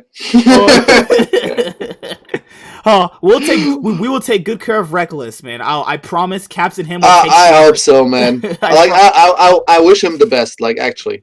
Just I could imagine Carlos and Rekkles having a father-son synergy like him and Perkz did. Just imagine it. Whew, man. What? All right. I doubt that a bit, but might be. Who knows? Well, have a good night, guys. I'll see you the next time. Yeah. So, yeah. All right, last team, 100 Thieves. So I personally think for 100 Thieves, it comes down to two things. It comes down to when they performed, how well they did in a 2020 LCS Summer Split. Was that a overperformance, and are they imposters? Like, you know, they what's that game now? Among Us, where you have imposters. Are they imposters, or is So like this an old actually man them? thing, but Yeah, like is game. like is that actually them? Like, is this really who they are, or was that just an overperformance? That's my only question mark with the team. Really, I think they all play great. I think they're good players individually, but my issue here with the 100 Thieves also goes into DeMonte. Like, like we brought up earlier with Palafox is like, has he ever had a split where he's actually competed to that level? No. But he's in a mid, and I think that's why they accept him. I think the whole reason is that they have DeMonte is they wanted to keep that core group of 4 together, to keep that team synergy and keep that team momentum, and then slot in a better top laner in someday. But I heard that actually somebody gets his green card this split. I feel like they're gonna be a good team. The only question mark is, was that just an overperformance by them, and that was just a one-time thing, or is it really them? If that's really them and they're that good, that's probably a third place team, for being completely honest. I do think it's. I'm sorry. I do think it's interesting that they're keeping Zix. Is Zix actually the coach? Yes. Yeah, he's head coach, right? Yeah. Yeah. He's still the coach too. I still don't know if I don't know what to think about Zix. Sometimes I think he's good. Sometimes I think he's trash. It'll be interesting to see. I think they overperformed. Like, I think if you put like Golden Guardians in a different, let's say they had Fly Quest, do you think they make it out of the first round? We don't know how good FlyQuest is gonna be. Like, that's what I'm saying. Like, I think they overperformed, but I mean, like the Golden Guardians, 100 Thieves, like those players, because now they're on 100 Thieves. But I don't know. I feel like this is. We hopefully people show up. Like FPI is now considered the best AD carry in North America. He's probably number 1 for most people. Yeah. They have options with Someday because he can play carries, he can play tanks, and he's just an upgraded Hanser. That's pretty much all it Yeah. is. Yeah. But I'm still surprised Hansa doesn't have a team, or does he? Bro, imagine Finn as a team over Hanser. The Finn. only team I think he's rumored to is Dignitas. Yeah, he might be Oh, joining God. Jake, so that's not a good thing. I'm not even gonna sugarcoat that. I still don't get Hansa's actually pretty good. I still don't know why he doesn't have a team. Yeah. He doesn't have a team because he got kicked off of TSM. Oof. But- Honestly, if I was TSM, I'd be begging him to come back over Hooney. No, if you I see don't. Hooney, if I see Hooney and Hansa, Yeah, I'm like, blood. I'm running to Hansa, like, quick. That's pretty much it. Like, I don't know. We can quickly touch EG. EG are in the same boat as 100 Thieves. Like, you have really good pieces, but then again, how these pieces are gonna perform. Impact is rock solid top. I think Impact is a top laner they wanted out of Kumo, but didn't get it out of Kumo, so they have Impact, which is what they want, which is fine. So they got the top laner they wanted. So it's Garen. It's pretty good overall. I think he has splits where he ends, but he's pretty solid. And Impact is coin flip, Italian stallion, man, coin flip. He's actually he's actually blabber for mid laners.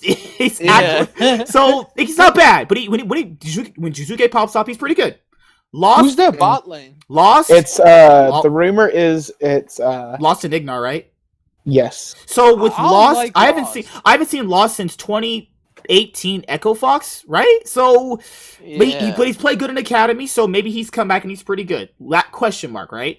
And Ignar, I think Ignar is an upgrade over Azazel. So they have good pieces. They really honestly have good pieces. It's just the same thing as 100 Thieves.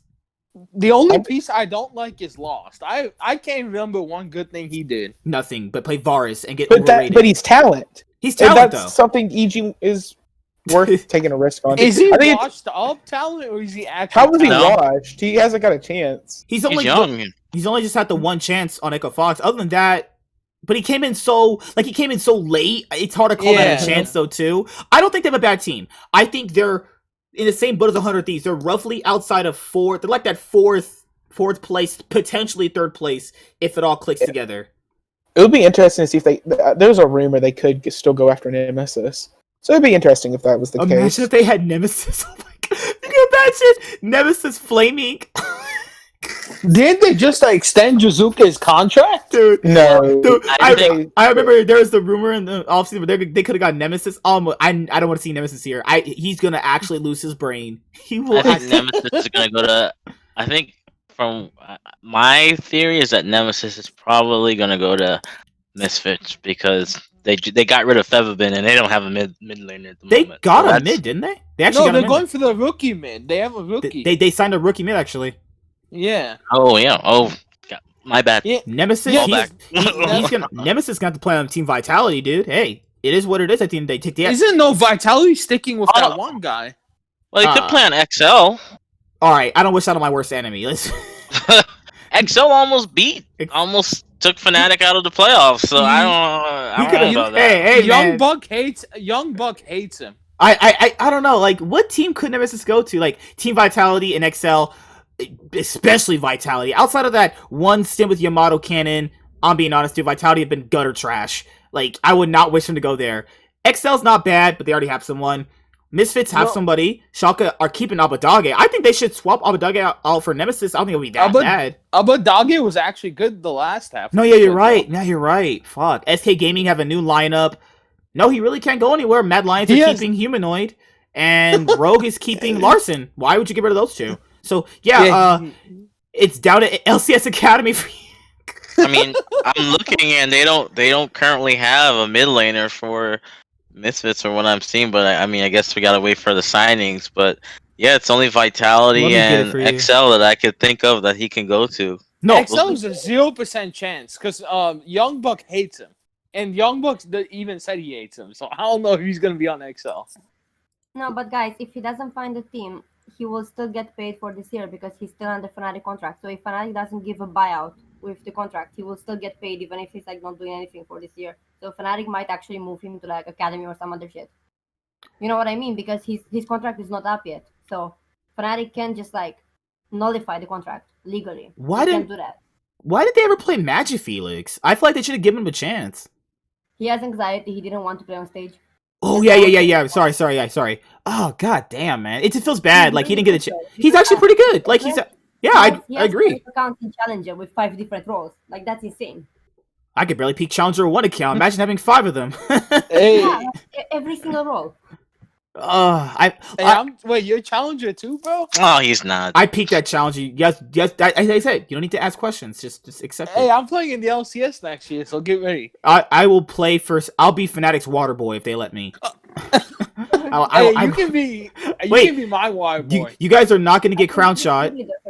They give me money. Because I don't know. Like people keep saying crown shot or upset isn't good. I don't think crown shot and upset are fine AD carries. What's wrong with them? I think they're actually crown shot won't be playing. You know who I would have wanted as ADC for Fnatic, but it's not possible because he's still under contract. But like, On- if it was possible, I would have wanted Hans Sama. I agree. Hansama would pretty. He been a Fnatic pretty well. The way he plays with like champions, he used to play like like Draven and Tristana like really aggressively, so it would go super well with Hylissang, but he's still with Rogue, so it's not possible. Isn't the rumor they either try and get Upset or buy out Hans Sama, or am I off on this one? I don't know actually. No, I don't know. But Honestly, the best shot is I Upset. always thought that he's really good. I think Hans Sama is better than Upset. Upset is just overrated. I think either or you're good. Like either or you're gonna get someone pretty good, but it's gonna be a rebuilding year. Hopefully, like, I really hope Fnatic get a rebuilding year. It would be like, you know how Cloud9, like they let go to Sneaky, all those cringy fans were pissed and they said Cloud9's gonna fail without Sneaky. I hope Fnatic have that with Rekkles. They let Rekkles go and they just smash the league, destroy everybody, and you can rub it in their faces and you can type like, "Oh yeah, we lost Rekkles. We're gonna," because most people think they're gonna fail without Rekkles. That's just kind of. So it'd be a great redemption story if Fnatic could, smash G2, smash the league, and prove, hey, you can rebuild. You know what I think would be really, really funny? If 2021, because we don't know exactly how the meta is going to be when the season actually starts. Like, we don't know what's going to change. Imagine if 2021 meta is going to be the same as it was in 2018, sorry. Like the mage bot lane, and then Rekkles has to get benched straight away. Imagine. Like going to G2, oh, sorry, now it's Whippo bot again, like in 2018. When Whippo said he could have, when Whippo said they were considering him mid, I was like, all right, shit has hit the fan.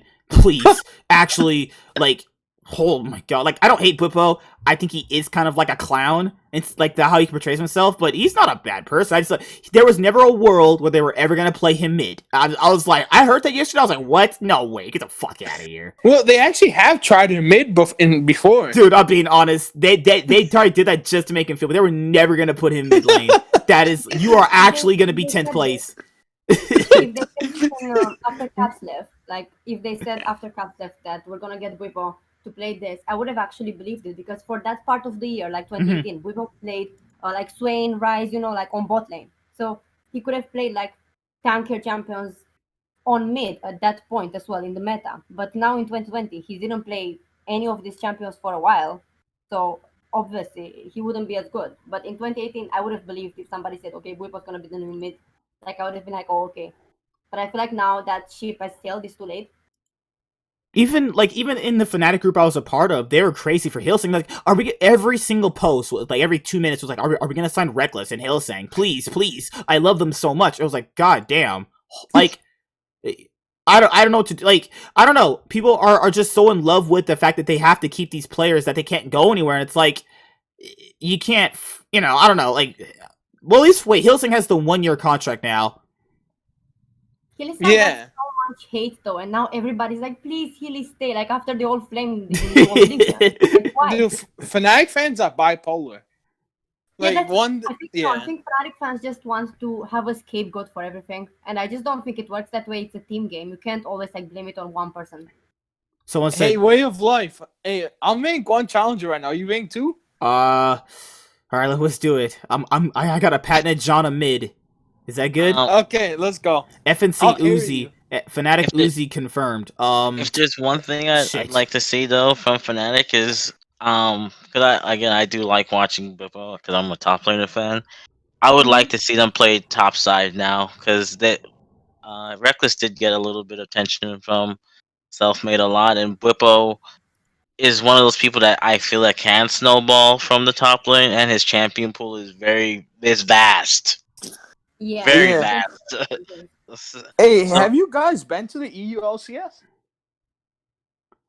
No, I've only been to the LCS. Hey, me and you should go to EU LCS from North America. For fun. Let's still. I've only been. Can you guys? Wait, this should work. Can you guys see my screen? Oh, that's just the group. Oh, that's this cringy Fnatic group I'm part of. So here, that's my Facebook. I've been to the LCS before, so it's great going there. Oh my god, it's the wrong thing. Sorry. Yeah, we should one day all go together. If LCS. I take a trip to Europe, I'm only watching G2 and Fnatic. That's all I'm watching. I'll never. Oh lord, let's see. Oh, this is just random pictures of me. Let me scroll a little further. Yeah, I went to the LCS before. CLG when they had. Good God, I wish we could have went for Rift Rivals and shit, man. I wish, man. Yeah. I want to go to Rift Rivals to see Caps and to see Caps. Get rid of Rift Rivals. Oh my God, please. Hey, we want to go watch it first, bro. Don't get rid of it before we watch it. Oh my God, no. Wait, Rift how Rivals much are tickets for the LCS? Yeah. $15. Oh, that's it. Oh, I need to take a road trip. Oh my God. But no, it was fun seeing guys. Oh, they still have the Whipple clip up. Oh my God. I said to Selfmade, I didn't really want him in the team. God, when he said that, the Twitch chat was going so insane. Have a great night, though. I gotta quickly leave. Yeah, I gotta go. I want to thank you guys for being here. Thank you to Andrea for your first time being here. Hopefully you enjoyed your time. Did you enjoy your time being here? Yeah. It was good. Thank you, man. Warren, thanks for being here. See you guys later, and I'm out. Peace. See you guys later. Take care. Yo, it's the Nightwing. Hopefully you guys enjoyed the video that you guys just watched. And if you did enjoy it, make sure you leave a like and a comment down below. And if you never want to miss out on a single upload, make sure you hit the notification bell. That way you get notified whenever I post a video. Thank you guys for the continued support, and I'll see you guys in the next video. Peace.